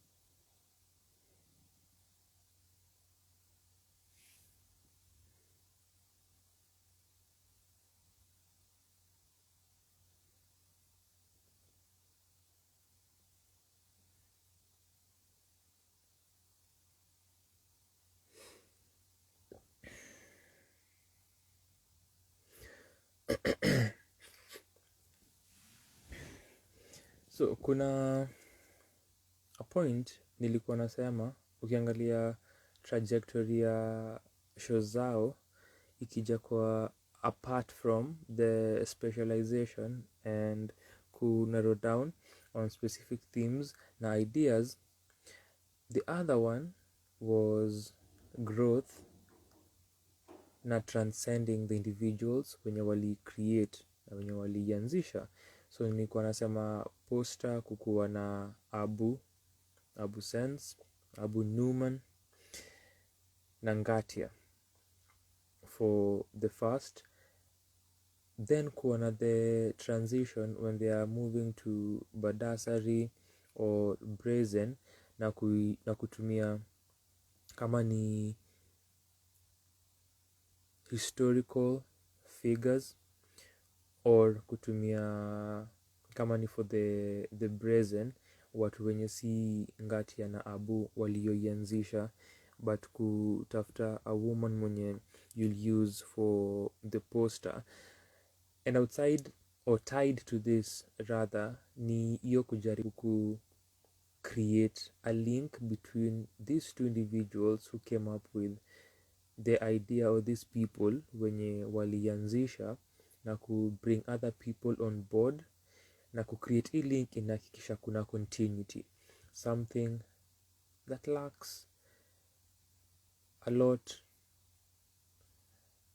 not only in the Kenyan art scene but generally. Vitu vingi havinanga hiyo transference, inakuanga na this generation or this group or this era, and then this generation, this group, this era, na hiyo link haijakuwa established, so kuna a gap yenye inakuwa ngumu kufeel na kujaribu kuipunguza na kuiremedy inaweza kuwa very very challenging. So one, kuona that wanafanya history na au wenyewe wana document historia yao ni commendable. The other ni as you are growing, kuexpand, kubring other people on board na hata kujitoa na kusema okay, hii ni Badasari for women, basi pia acha women pia why create ikwe for na by women, with women and everything ikwe kutoka kwao, ni something that ni amazing kwa sababu kuna hiyo continuity ile wana create wakifanya, na pia kubring other actors, other creatives inasaidia kwa sababu ina remove attention na focus from nyinyi individuals. Haifai kukuwa about individuals, cha muhimu ni hizo stories zile mnatel, na najua hiyo ndio ilikuwa perspective ya this is not about individuals, hii ni kuhusu hizi stories tunatel, na stories lazima ziwe told because hiyo ndio tuna give fidelity to, say about ati who is telling the story, but ni the story, na tunaweza bring people on board wakwe vehicles na waitel, ama si tukwe the vehicles huku nyuma, au ndo wakwe center of attention. So kuna that development, kuna that transition ile tunaona which ina tie to au create a linkage between themselves na watu wenye wanapewa hizi tasks za kutell hizi stories, wana become part of the team and they're coming on board ku create pamoja na wao. So hizi ni vitu important kuangalia hadi point ifike that this is their comeback show ile wanafanya in 2022, and that idea was the center of the show. Niliona tweet moja mtu akisema ati here I was expecting kuona Abu na Ngatia, but sikujua kuna 3 amazing or phenomenal women I was supposed to know. So hiyo ina embody kile wanafanya and what I have just stated as their goal and as their agenda, something that also Queen Gadhoni, who is part of the team na alikuwa the producer for this one alishare na mimi hiyo day ya kwanza nikienda rehearsals and we were going to the venue, and they've stuck to that agenda. So here they are, no Abu, no Ngatia, but Ngatia was there as the director. Waandishi wamefanya their research, ideas zimecreatiwa, ideas zimekolektiwa, utafiti ukafanywa, utafiti ukapatikana, ukarudishwa, kukawa na hii process ya tweaking, process ya compiling, na kufanya hii kitu iwe a story na kitu yenye itakuwa staged for people.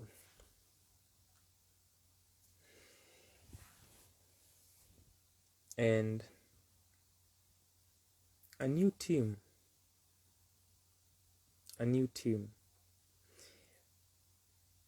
So the team that nisha sema Gadhonika the producer na Ngatia kama director, na kuna nimetaja the team, nimesema the team, na the moving parts of this ni kibao sana, nyingi sana, and this will be explored na detailed properly vile inafaa kwa the supposed write-up, but from what kama kina stage manager to the musical directors to watu wenye wana deal with the technical aspect, kuna so much that is in place ili inafanya everything in a move, na this ina become a show, ni collective effort. Hata watuka the team that inapika na inapatia watu meals, hizi ni vitu important sana. So for the cast, kuna Ella Maina, kuna Team Arinaitwe, kuna Chemutai Sage, kuna Mike Mushiri, kuna Foi Wamboi, kuna Flo Flani, kuna Vini Ngugi, kuna Matt Ngesa, kuna Hussein Amina, Esther Kazungu, Eunice Mwabe, Chadota, Yoya Xavier,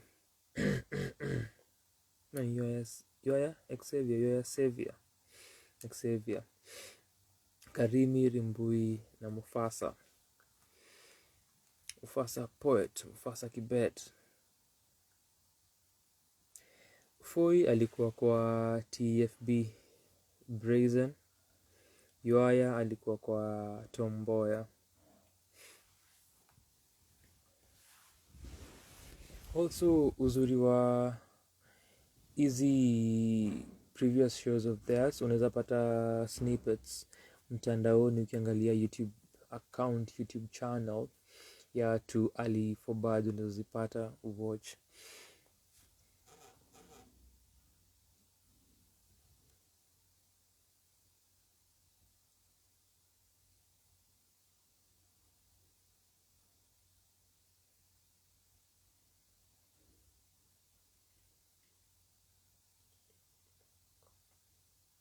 I think I should put this phone kwa charger kabla ianze kufanya blanda hapa. Let's see.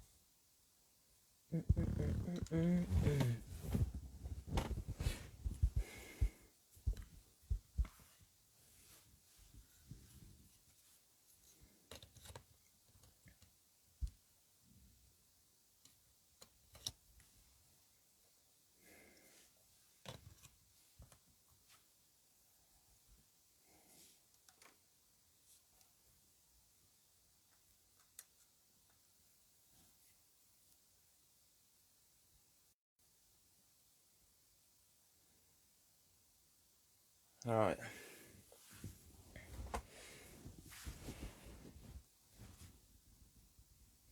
so hiyo ndio the cast. Time walishare. I hope bado unanisikia Sheri, I hope bado unanipata. Time walishare a reel of the cast. Time bado sikuwa nimeanza kuwacheki na kuwa nao akirihas. Niliona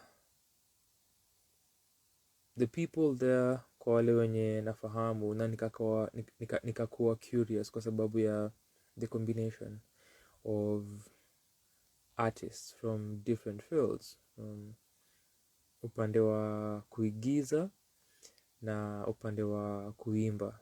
So nilikuwa intrigued kutaka kuona this is different. Na ukumbuke mimi nilikuwa na tiketi yangu from 2020. In 2020 after show ikanseliwe, waliambia watu iwapo unataka tukurefund tuambie na utapata hela zako. So kwa wale wenye waliitisha hela zao walirudishiwa, lakini mimi kwa sababu nimeamini tu alifobad sana, nikamwacha wakae na hizo hela zangu. Wakati utafika wa kutumika, na wakati ukafika na wakarudi, hata despite kujua that haikukuwa warudi, bado nilisema acha wakae na hizo maganji.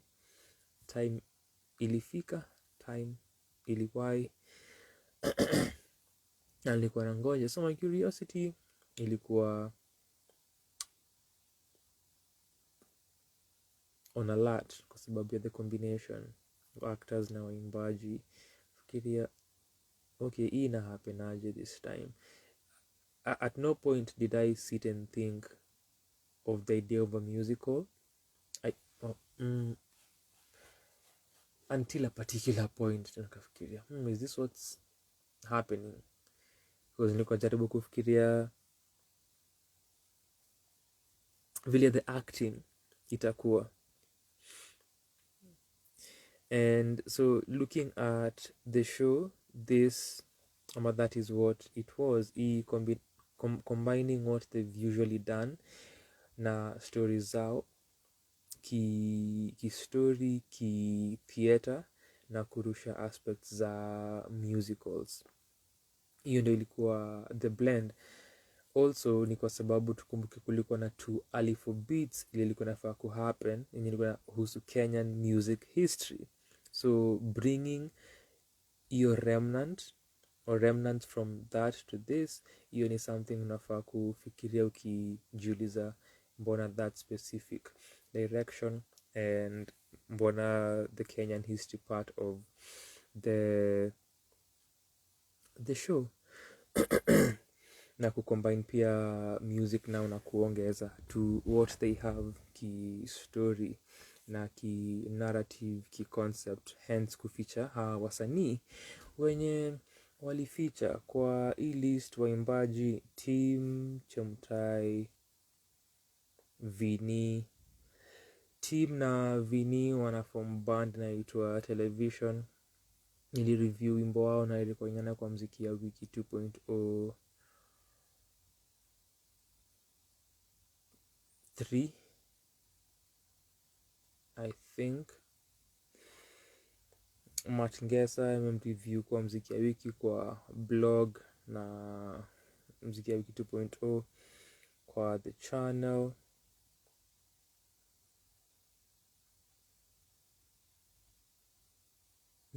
Can go with those ones.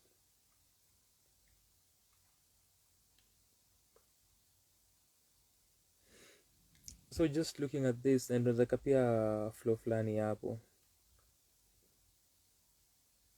nilikuwa really really curious kutaka kuona, so watching them rehearse, and at this point that na join ni building hii scene ya kwanza ile walianza nayo. If you've watched the show, watching them build this and then kuona wakiwakia bits and pieces, which was the process. Then a few days later tukikaribia now the event, kupiece vitu pamoja in terms of now stringing the entire production from top to bottom, na kutry kuona how the story in a flow or the performance in a flow.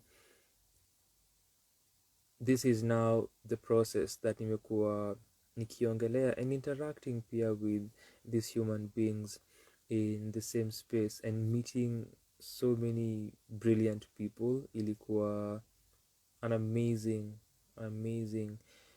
experience, a great opportunity but mostly kuona vile wana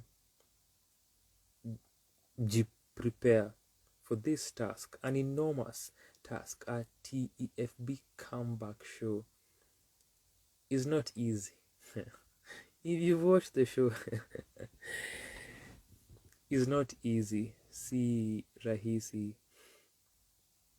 kabisa. So ni a burden that mmekari, heavy boulder that mmebeba, but the cast ni a stellar cast in their rights. Hawa ni individuals wenye kwa their fields na their disciplines wamebobea, na ni watu mashuhuri, wasanii mashuhuri katika nyanja zao. So kuwaleta pamoja, kuona vile itakuwa, that can be another story, but hawa ni watu wenye wanajua kazi zao na huwa wana excel at them. So na nimesema kuna wenye work now before Xavier, Yuaya na Foi Wamboi. The rehearsals zinaisha a hectic last week as they are building towards show ya kwanza. Umesikia nikikohoa through this entire session kutoka huko Loresho magizani. I think on 2 consecutive nights kulinyesha, the place was chilly. And nights zimeisha and Friday is finally here. Wanafaa kukua kwenye jukwaa for the comeback. You're too early for birds. Maybe if you're watching this, you have seen the comments. It could be the only way that, not really, ilikuwa nisema it could be the only way that you're here if you're this interested in kuona what nilisema kuhusu 12 for birds, na unataka kuona perspectives maybe outside of what you had seen online. Maybe could be a stretch. Maybe I'm trusting you so much, na kuamini sana na overrate na overestimate.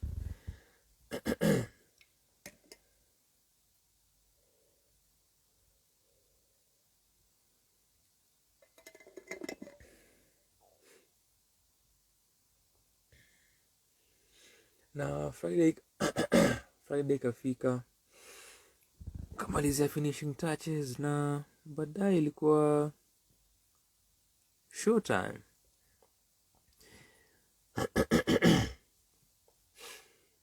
Tulifika venue, show ilianza, was supposed to start at 7 till 9. Ilianza 7:40 something. And that opening show went for 3 hours plus.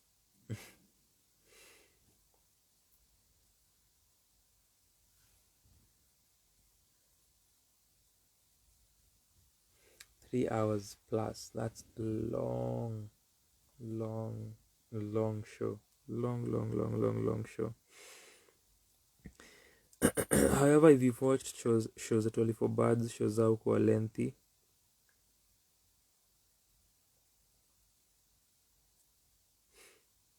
Mimi nilienda moja, it was lengthy, sikumbuki exactly how long, but ilikuwa ndefu. Hii ya kwanza, the opening night, Friday 4th November, ilikuwa 3 hours plus. It was very long. So nimetaja the feedback that watu walitoa. So sijui if you're watching this or listening to me, you've seen any of that, but nimeku overestimate, overrate, nikasema maybe ushaziona. It's 24 Birds anyway, hao ni jina kubwa. But hiyo show ya kwanza, sijui if sijaenda for Tomboya, Badasari, Tomboya, Brazen na kwanza. Sijaenda for show zao tatu, so siezi ascertain kile nasema, but it feels that this was the worst opening ever, because sijaona na sijasikia such feedback kwa a TEFB show prior. So this could be the one. This could be the worst. And for a number of reasons, people have shared and spoken about this on Twitter. But I would start off from a technical standpoint. A technical standpoint in two ways. Kwanza ni the audio. Na audio ni a critical aspect of a show. You might think it's not until it is.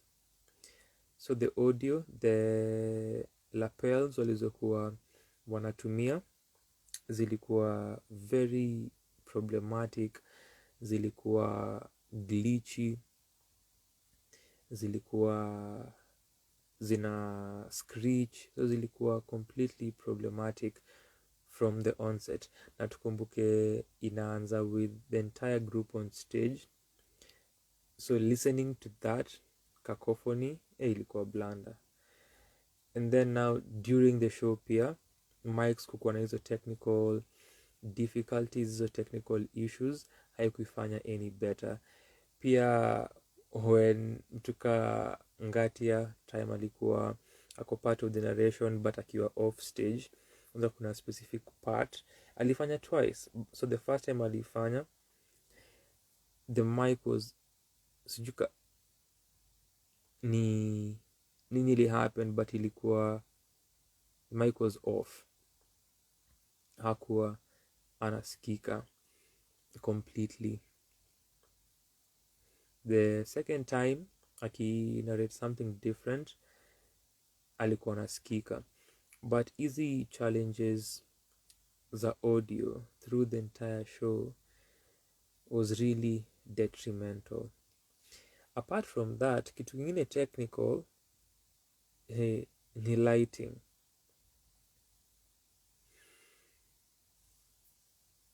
Ukiona the way the lighting was employed on stage,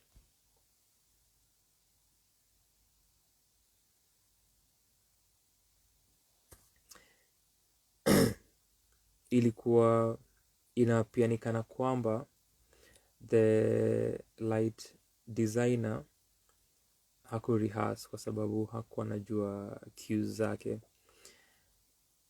So when you're supposed to illuminate someone at the center or one side or the other, ujue time unafaa kuzima na immediately ingine inafaa kuwaka.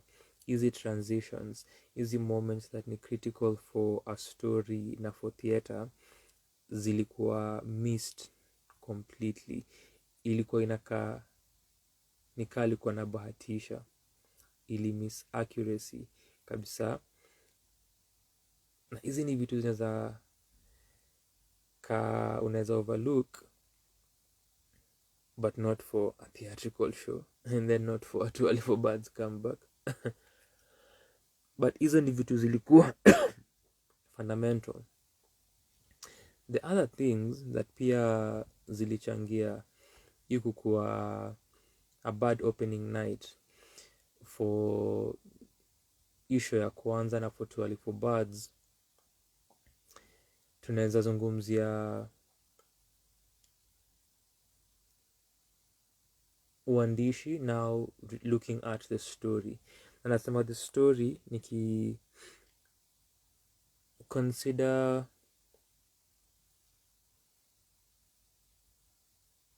stories mbili za katikati, so we can say there are 4. The opening one, then the last one, and then kuna 2 katikati. The story ya Yvonne Ngetich ya Marathon, ya mwisho ni story ya George Mukabi. There was a story ya a robbery, na kuna story ya Akasha. So this 2, not that the writing was bad, but you could argue now, since people walisema ilikuwa chaotic, unaweza argue that is an aspect of bad writing, but not that the writing was not potent.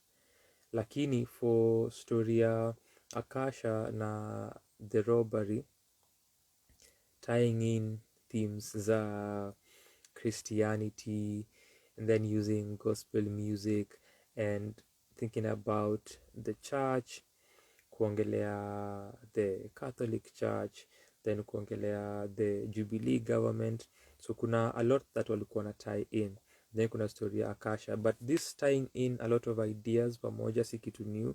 They do this, and ni a mark of a creative writer, where unaweza tumia one thing but iko na a number of layers, but you're using kitu moja ki metaphor, kama ishara kutupeleka to different places. Hii ni something that wali do through the production, but hizi ni vitu that mimi juu nimeona rehearsals, nimeona waki go through the scripts.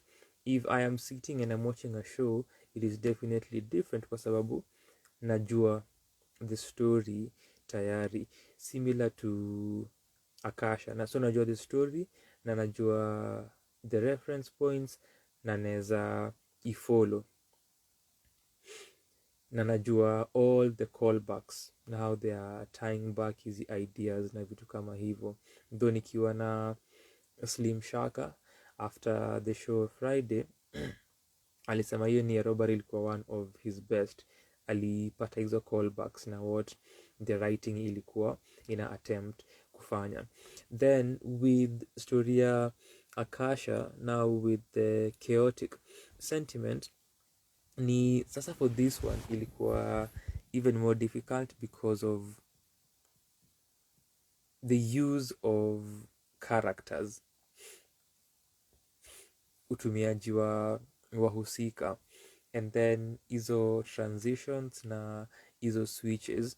If you do not know, unaweza shindwa kuifuata, which najua ilikuwa a huge challenge for watu wenye wali watch.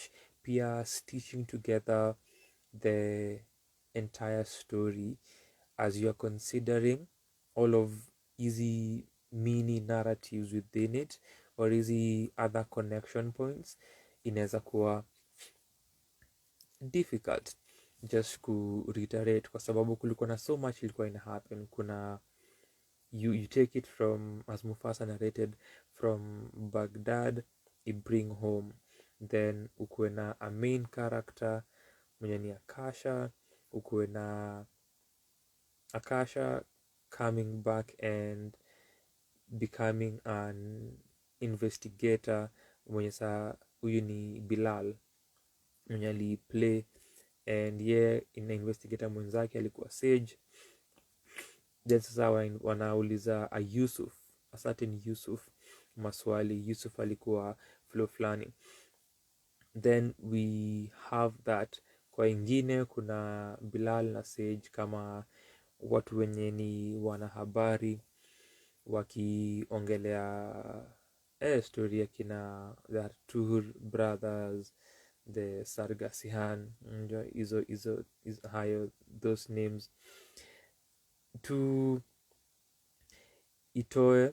Then tukumbuke kuna Yusuf mahali, then Akasha na bibie, na bado kuna the narration ina happen kutupeleka Holland, kukuja kwa relatives wa kina Akasha na the mother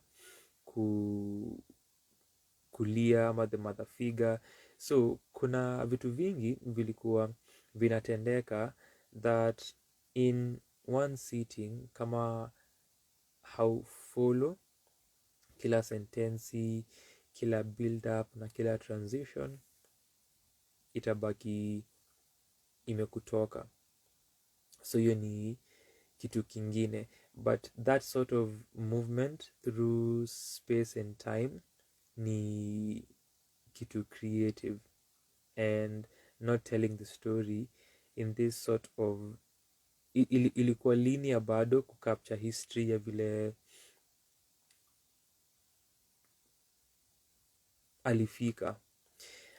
alifika huku, and vile again kutoka na ama kuestablish businesses, na kutoka kwenda kuuawa kule aliuawa in Holland. Ni linear in that way, lakini in between kuna vitu vingine vinajitokeza, kama ni wanahabari kuongelea Noam Chomsky na manufacturing, consent, ama the investigation with Yusuf kuleta bibi yake. Basi sasa kama tunaongelea Hussein Amina mwenye aliplay bibi ya Akasha, iye wail na kutell story yake. So inaweza kuwa hard, but ni a creative direction. Siku soma a lot of comments regarding this, but kulikuwa na hiyo comment ya ilikuwa chaotic, na that the writing in this story ingekuwa finished better, which in a tie and I go back to hizo transitions. And then the other thing ni, if the story is tight knit, mnaweza cut down on certain things, ndio mtu mwenye ana watch asikuwe na hizo hisia ambazo ako nazo, akisema ina feel unfinished or chaotic na haja follow the sequence of the story. With enmongelea hii ingine ya robbery, but you can see the concept of condensing very many ideas into one thing. Kama ni hii ya robbery, ni the same thing na Akasha, now from a theatrical na stage production point of view. For the robbery, you're looking at ideas, very many ideas, but natumia kitu kimoja. For Akasha, haikukuwa many ideas, the story was one, the idea was one, but ni kutumia very many stage techniques na performance techniques ensure that umedeliver the story. A people's favorite ilikuwa hiyo ya mwisho, which ilikuwa ya George Mukabi. Ilikuwa enlightening for me too. Nimesikiza Mukabi, I have even featured him kwa muziki ya wiki some time back. Kuona story yake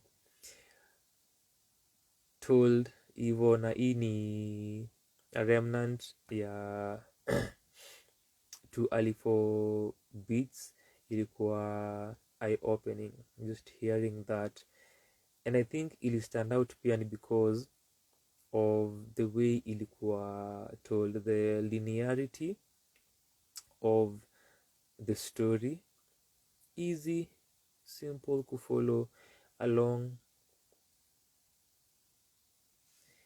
Ilichangia vile ilikuwa received ukicompare na the other stories, sana sana with the aspects that nime highlight, because ilikuwa straightforward, ungekaa na uifuate.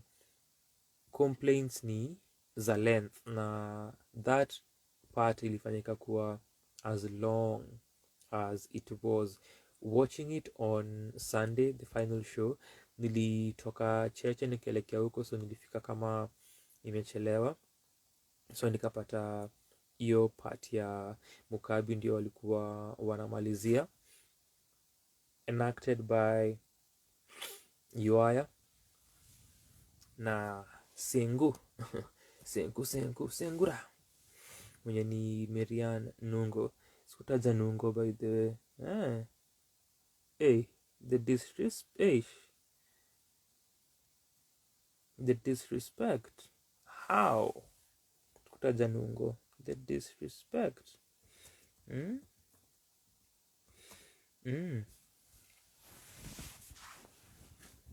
The other only mentioned music direction. Part of this ni the band. Sikutaja bendi. Kulikuwa na team, kulikuwa na sijui the bassist name, nisahau jina lake. Kulikuwa na bassist, kulikuwa na Mavo on drums, kulikuwa na Eugene on keys na kiongoza bendi, na kulikuwa na Ivy Alexander. So historia Mukabi Sengula ilikuwa told na Ella, Chadota na Mwabe. With its linearity, simple use of language, it was easy to follow na ili stand out. I think pia how enlightening it was ni something that stood out. Nukiangalia story ya Kasha was a popular story. Story ya Yvonne Ngetich, a recent story. So kuna a mystery and an enlightenment that inakuja with this story ya Mukabi that I think gives it an edge over hizi stories zingine. And sijui if people have pondered about it in that manner, but I would argue that that is the case.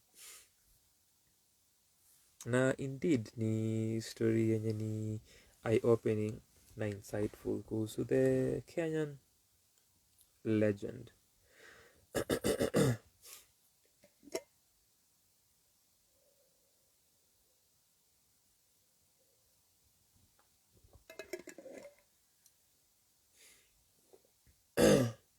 Another thing, technically, not one that affected the show, but another technical aspect that ni creative, ni this fluidity ya characters. A character is one thing, then they are another, which ikona two sides. Ukiangalia Kasha, nimekumbuka kuna party yenye Bilal pia alikuwa servant of a particular merchant played by Mufasa, wale alikuwa na rate story ya Akasha. And then Sage alikuwa death kwa hiyo moment, because the servant alikuwa meet death, and then Sage alikuwa death itself. Reenactment of idea appointment in Samara. Easy references ni something that should be highlighted more kwa sababu ya how creative they are. So with that reference na hiyo idea, but nilikuwa naongelea fluidity ya characters, but hiyo then kuko na hiyo Noam Chomsky na manufacturing consent, such things zilikuwa zina stand out for me, at least ikija kwa the references outside of peer references za hip hop na Kick in the Door na Give Me the Loot and references zingine za music outside of the ones that zilikuwa obvious. So with fluidity ya characters, that is another technique that walitumia sana, na nilikuwa nasema ni two-sided. Unaweza view na the creative angle ya how characters are one thing then the next they are the other, or inaweza kuwa problematic kujaribu kuelewa kile ina happen. So that is something else, but nilikuwa na isema ndio niseme Yvonne Getich played by Ella Minor, mwenye walianza na Mufasa wakinarrate hiyo story yake or even mwisho with the story ya Mukabi Chadota akiplay narrator, then ikibadilika unamwona Kimon pale kwa kaburi ya Mukabi baada ya kifo chake. Hivi ni vipengele muhimu vya kuangazia, na kando na hayo Mukabi kukua Yuaya, but at the same time during the performances March kukua Mukabi. So kuna a lot of this fluidity going on.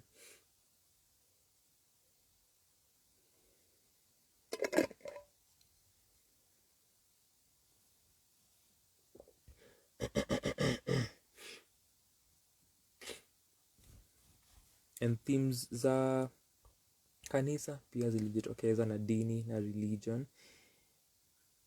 Kando na hiyo ya robbery kulikuwa na ya Mike Mushiri akiwa pastor mwenye ako connected to State House na yeye ni elite, naongea na president akisaidia Esther Kazungu na matatizo yake ya two boys wenye wamekwama US na wanataka warudishwe.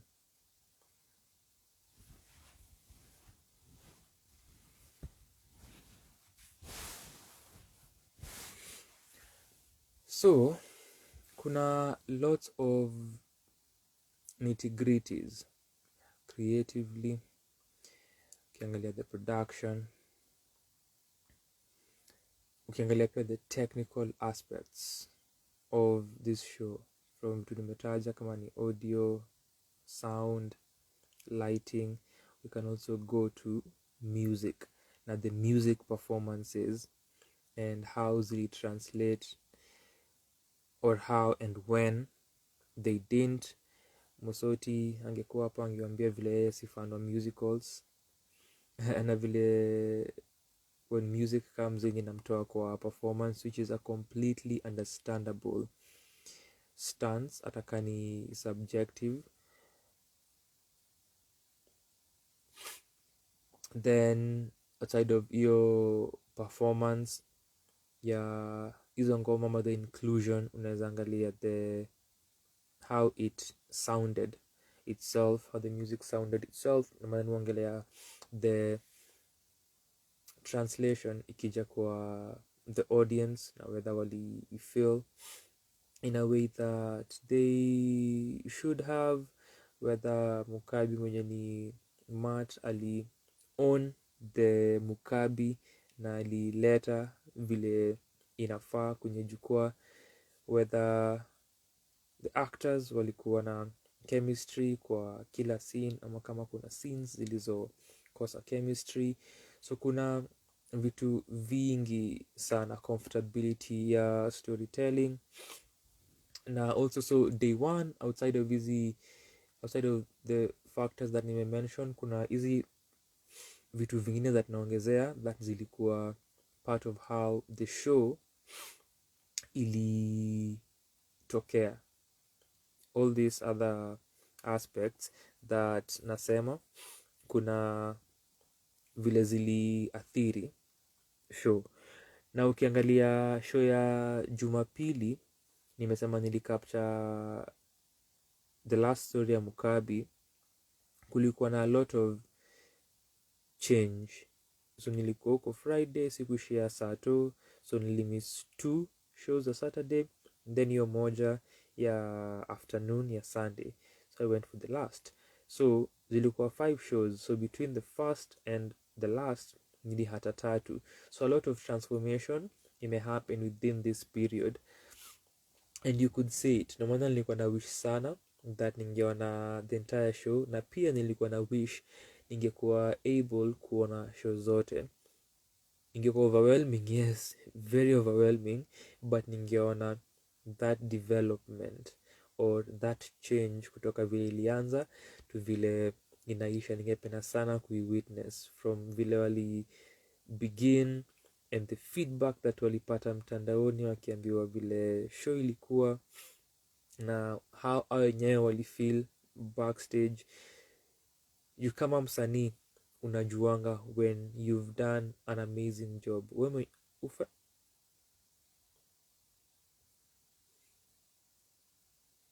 Hauhitaji kuambiwa na anyone that ulikuwa horrible, that ulikuwa shitty, that ulikuwa mediocre, that ulikuwa average, that ulikuwa bland, that ulikuwa trite. We mwenyewe unajua as an artist ile kazi yenye umefanya. So how walikuwa na feel backstage after the show, or even on stage during the show when things haziendi according to plan. Based on that, ningetaka kuona how wali transform for the second, third, the fourth show, then the fifth. Cause ukiwa watch wakifanya hiyo scene ya Mukabi, Moabe, Chadota na Ella, kulikuwa na a lot of comfort that walikuwa nayo at that point kwa their chemistry kwa set, lakini pia hiyo comfort ya script na kunarrate the story, because now you've told it a number of times. So you know the story, unaweza play around na sentences as long as bado kuna fidelity to the narration na to the story, which was the case, whether kulikuwa na hizo instances za kuimprov or just not necessarily saying the story as it was on day one vile tuliona. Then pia kuna vitu that wali do away with by the time we were getting to the last show, kwa sababu nilikuwa surprised that ilikuwa 2 hours and some change. The first show nimesema ilikuwa 3 hours plus, ilikuwa 2 hours plus kidogo. So that was a great improvement, na ilikuwa cause ilikuwa ikue 3 to 5 na 3 to 5 na 5 to 7, or was it 7 to 9? Not 7 to 9, but una get the point. The shows ilikuwa zinafaa kukuwa 2 hours. Ya kwanza ilikuwa way past the mark, but hii ya mwisho ilikuwa 2 hours plus, which is around your range yenye walisema, na inaonyesha kulikuwa na changes zilizokuwa made key directions for the show, kama ni upande wa scripting ama directions for the stage, na kuchop vitu, ku get rid of things that did not work, because hivyo ndivyo theater inakuanga. Go for the first show, the cast, the team ina feel vile performance ilikuwa on day one. So as they're doing this, they go back they analyze and they see, okay, how can we move on kutoka hii point ile tuko. Then show number 2 tumefanya hivi na hivi, okay, show number 3. After those 2 days you have only 1 day left, so the energy may build mnahisi tuko na show za mwisho za kufunga tumalizie hii shughuli, so the energy inapanda na mko na an adrenaline, mko na a vibrance that may build for the sake of these last performances, and that's how you complete the show. So hii ilikuwa TEFB. Kuna a whole lot more. This is a 2-hour plus show, and kuna so much to be dissected, na have conversations with people kuihusu, na ningependa a way ya ku have easy conversations somewhere in the public domain, but pia kuna sentiments za watu mtandaoni, unaweza ziona uone what people think about the show, uone their sentiments. Ukitype #TEFB is back utapata maoni, but hiyo show ya kwanza, the sort of general unanimous sentiment ilikuwa that was a bad show. Niko na Sato, watu walisema guys the show today was better, go watch it. Vunaso walisema, sijaona what people have said for the Sunday show, so mi nimeshare tu kwa my stories video ya keki, watu wakikata keki after show imeisha, because why not? BTS, mimi kama mtu mwenye nilikuwa privileged kuona watu waki rehearse na waki prep for the show. Hey, it is 4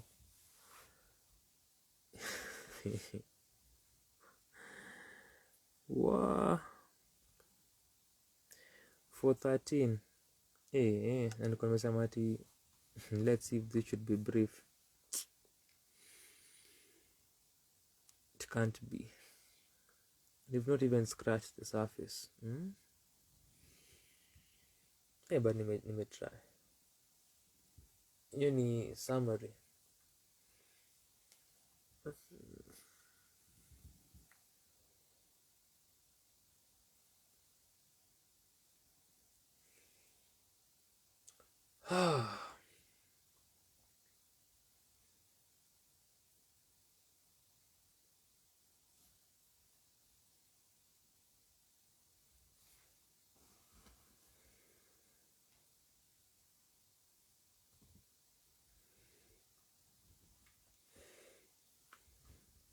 A concern that was there, nikitamatisha hopefully, ni the lack of a thread. Nimesema ukiangalia the last shows, narrowing down for grounding a particular theme or concept. For this one, that was not the case. Nakumbuka mimi mwenyewe nikiangalia poster, nilikuwa najaribu kufigure out what it's about from the poster, nione what's the overall theme with this one. Here ilikuwa different. The set haikukuwa composite, so they had to transition. Lights zilikuwa zina dim, and then curtains zilikuwa zina close. They had to change because kulikuwa na stories 4 walizokuwa wana tell, na zilikuwa na sets tofauti. Ingekuwa set moja haingewaka, ikuwa composite set. So with that, stories ziko different, si vile watu wamezoea for hizi shows za TEFB where ni kitu moja and tuna come back to a particular center. However, my thesis, my submission, my position, my argument is that the idea of resilience is what I identified as the thread. Yeah, this too early for birds. Tunaweza anza na a comeback. That after COVID happening, na ikaruin plans zao. Kuna a sort of resilience ya kurudi na kustage show mara ingine hata kaikuwa ihappen. Then tunaanza na story ya Yvonne Ngetich kwa marathon kuanguka, na as Mike alisema yeye kukuwa na the greatest the bravest crawl of all. Hiyo resilience yake ikamuongoza hadi akashinda, akajipeleka pale kwenye finish line. Idea ya resilience. Tukienda into the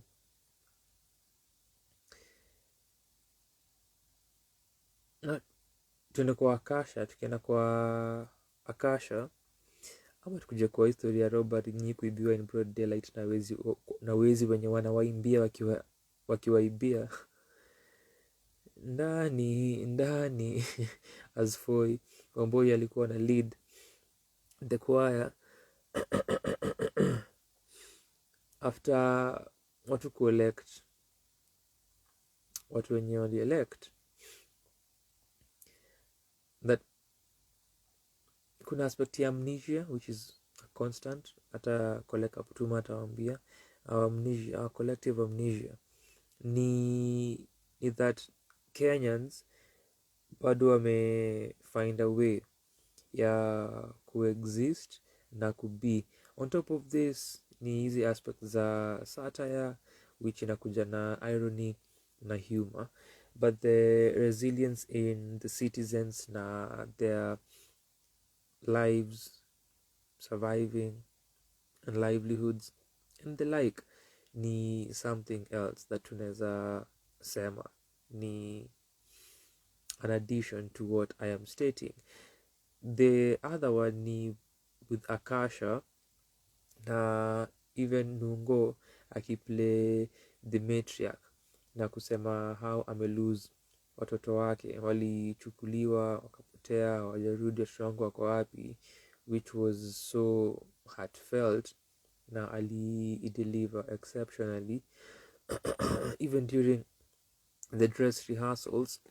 So yeah, unaweza itaipia to Esther Kazungu mwenye akiongea na the pastor who was Mike. Alikuwa pia na two sons wenye wako trapped in US na akisema they're not criminals, wanasaidianga watu, wanatibu watu.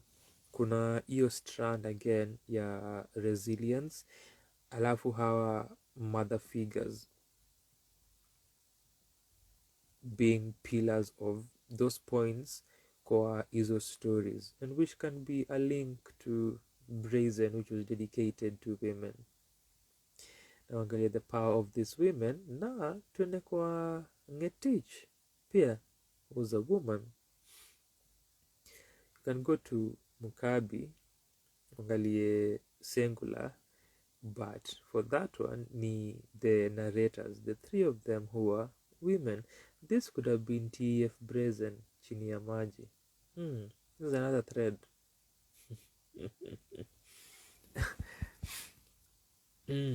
So with that from you ni ya Akasha kuna the resilience bado despite hizi changamoto zile ni crazy sana. Then also pia with Amina kumpoteza Akasha na then kuna hiyo ya Mukabi, resilience from Singular mwenyewe, but also resilience ya beste yake Jackton Malenya, beste ya Mukabi, kuwa resilient enough ku carry on with the legacy ya beste yake.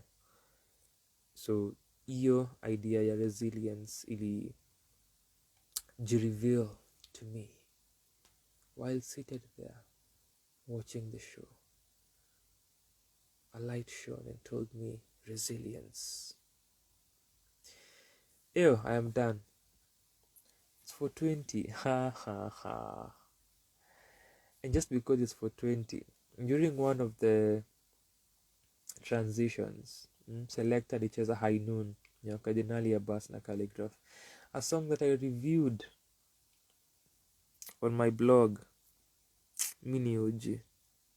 No pun intended. Yeah, I am done. You can go on and on and on and on and on and on and on, but mi nimemaliza. I wanted to complete this by reading something that takes us back to vile tulianza tukisema how this is presumably the last show, something that nimeshinda nikisisitiza tusome something from the members themselves as we conclude this.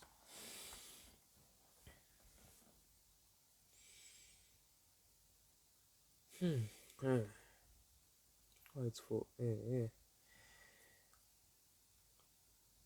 why do I keep doing this to myself? Why? So then tutokea hapa. Sheri, asante sana. Na asante sana pia Tukemi mwenye amepitia.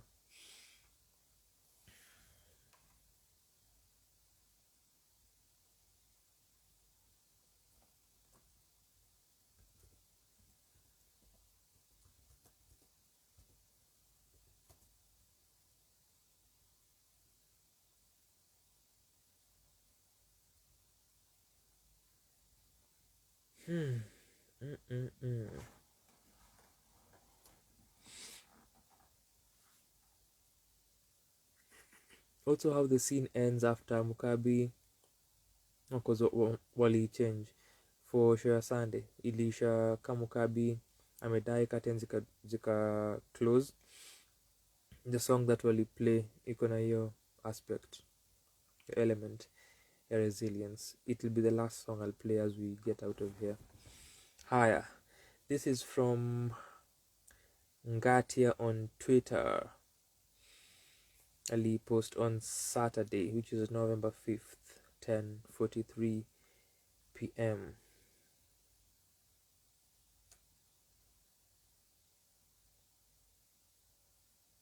Watu ni kama hawa.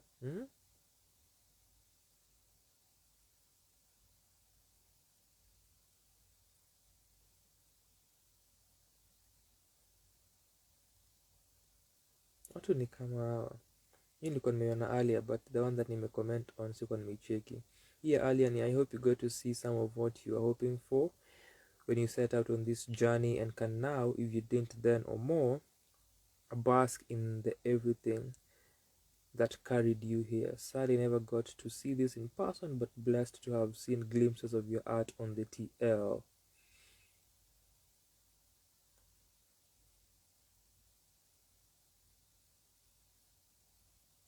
Ndio nilikuwa nasema earlier.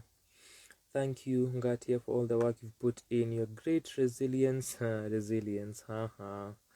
and talent speaks for itself, and you know I'll always support your ventures. So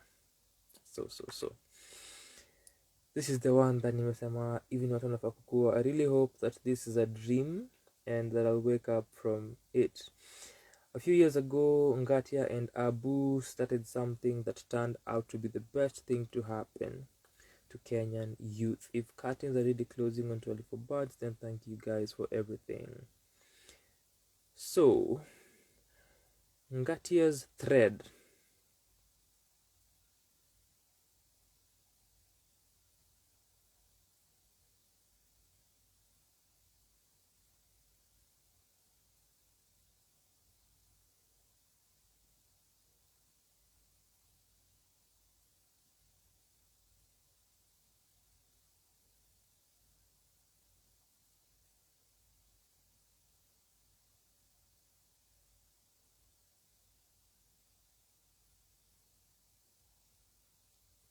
Inasema hivi. Today, my part of the journey that started with this tweet 5 years ago is over. The tweet in reference ni Ngatia akirespond to thread flani ya OWA. Ni tweet ya December 31st, 2016. Ngatia akisema, so we are doing that stage show with some of these stories in 2017. So alikuwa ameshare some stories OWA, that is, then Ngatia akarespond hivyo. So So that's the tweet and I refer to. Thank you to every single one of you who believed in Too Early for Birds. You have gifted me the best moments of my life. For those who attended yesterday's show, I apologize for the disappointment. I take full responsibility for everything that did not work out on our Friday return show. Please absolve my cast. They were following my direction. Please forgive the team. They were doing their best to make sure we ran the show to the end. I am sincerely sorry. Once I've rested this off, you'll get something else worth your money, time, and effort to make up.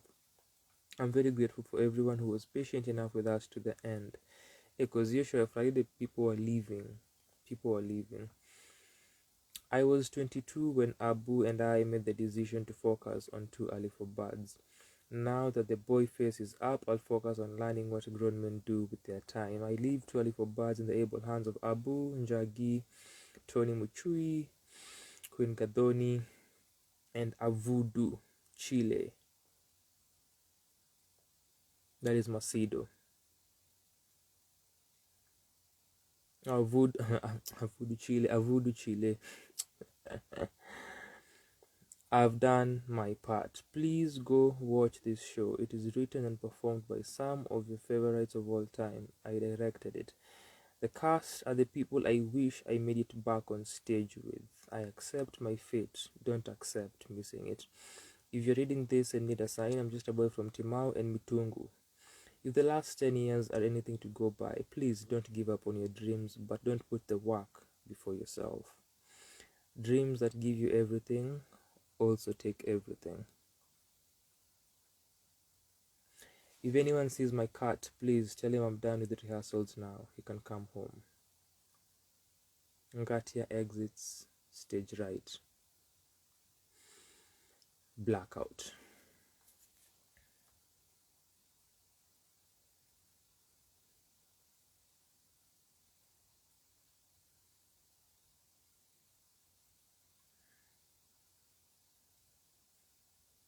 I will read the last one as we also close this. From Njagi. Alini show love on your repurposed snippet ya TEFB. So Ali quote tweet akasema, when the curtains close tomorrow at around 7:20 p.m., that will possibly be the last time Too Early for Birds is seen on stage. This show that gifted so many will clock out after 5 years. For avoidance of any doubt, this was a decision made long before yesterday. The events of Friday night did not precipitate the decision. Ngatia directed this show from the heart. The stellar cast, one of the most hardworking we've ever had, killed it tonight. So in Saturday. In case we forget, and for the record, for our kids, Too Early for Birds, this show was born when theatre was dying in Kenya. Phoenix Players shut down the same year Too Early for Birds was born. But the last sold-out show at Phoenix was Kwani Open Mic with Ngatia and Abu, and I, in my beat part role, performed the story of Muthoni Nyanjiru. I actually think I was there for this show.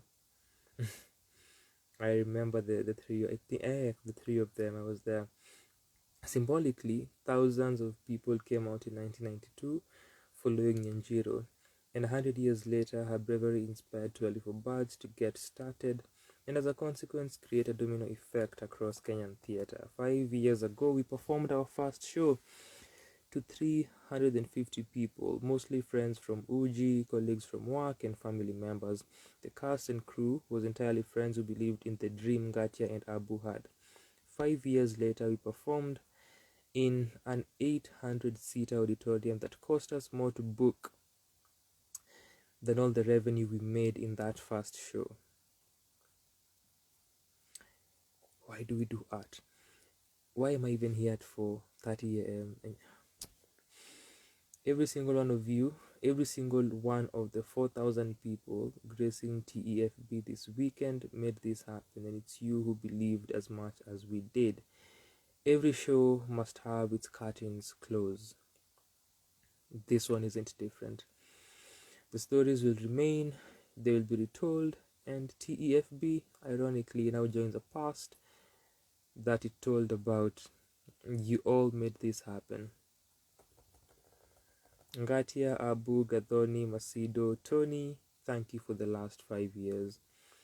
24 Birds has been the most amazing creation I could have been a part of. Salute.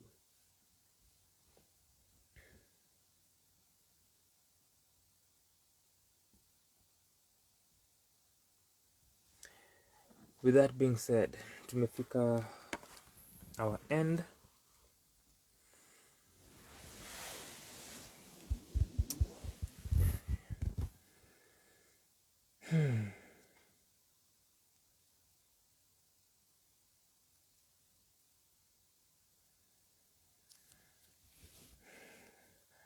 Sheri, asante sana. I cannot thank you enough. I cannot thank you enough for being with me throughout his session. Niko really grateful for your presence here na kwa kuni engage na kwa kukuwa nami hadi sasa ni 4:30. Nashukuru sana. If you are following, then will you notice that nilitaja Ivy Alexander as part of the band, but pia nilikuwa nimemtaja earlier nikisema projects that a year ago tulikuwa tumetoka kureview na nikasema ni forthcoming, na nikasema one of those artists na review nilipatana naye ni Ivy. Cool people, cool people sana sana sana sana.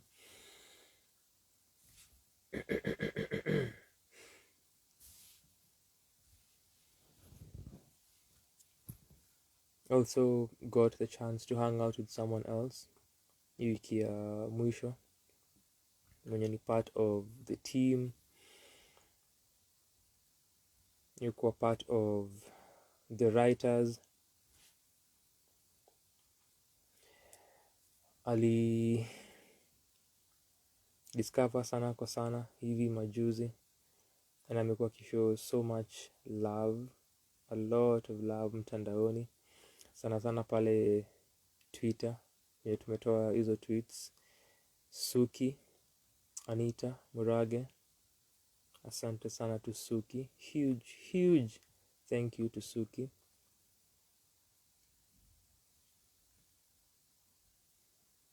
Na at Cheche Bookshop and Cafe for Cheche Sessions nipatana na msanii mwingine pia mwenye tumereview. Nimeimba jina lake sana kwa hizi Sunday sessions kwa sababu kazi yake unafaa kusikiza. Alikuwa kwa list ya our top EPs of 2021, media top 5 na our top 10 EPs of 2021. Alikuwa top. If you've watched enough of this videos, unajua mtu naongelea. Hata I just feel like playing their song just because.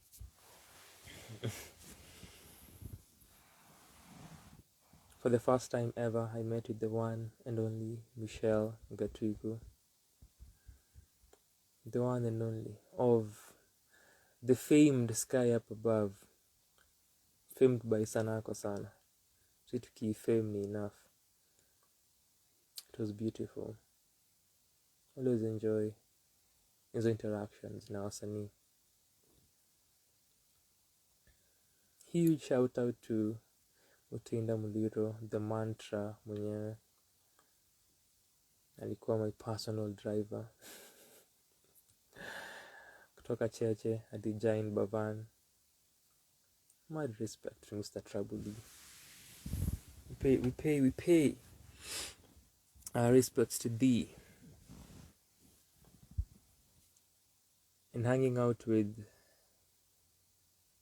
the team, the entire team during hii moment ya 24 Birds ilikuwa amazing sana. The experience was very, very beautiful. Najua for the team ilikuwa tedious,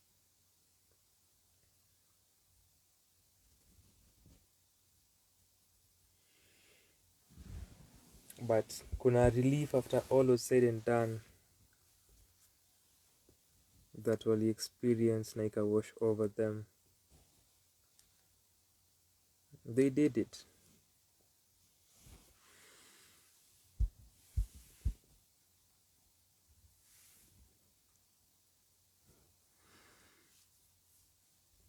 And let's wait and see how the future pans out. I'm glad I was part of this one.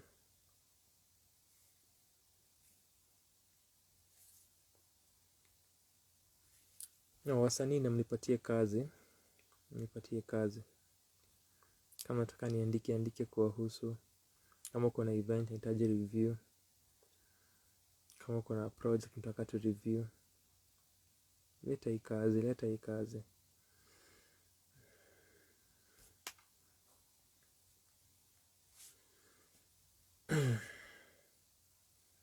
Hii wiki ni ya kulala na kujaribu kulala na recap because kuna things that need to be written. I'm sure for the team this is their time to replenish. For wale wenye wanaweza replenish, wenye hawana any activities that demand them not to replenish. But that was too early for birds 2022.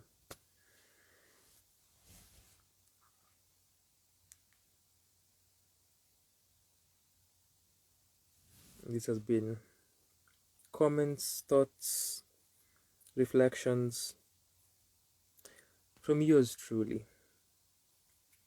Asante sana to Sherry. Asante sana. We're getting to 3 hours. Let me play this song tutoke hapa. Asante sana, Sherry sana. The opening song was Impilo Yami ya Serro kutoka EP yake Misimu. This is Omba ya Njoki Karu that closed the Too Early for Birds performances. Good morning to you, Jill. Umekuja tukimaliza lakini asante sana, nashukuru.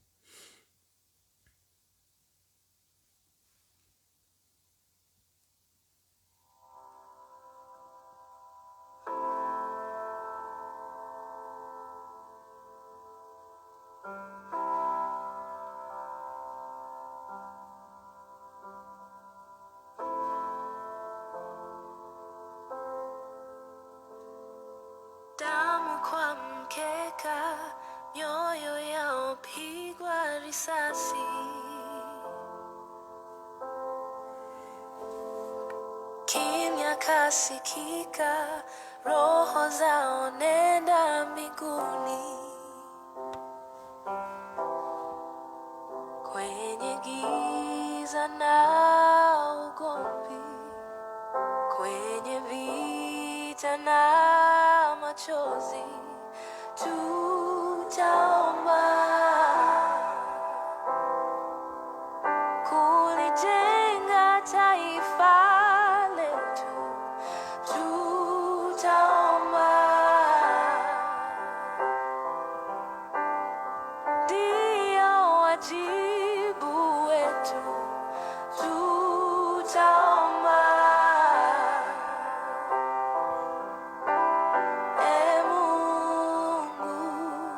Mungu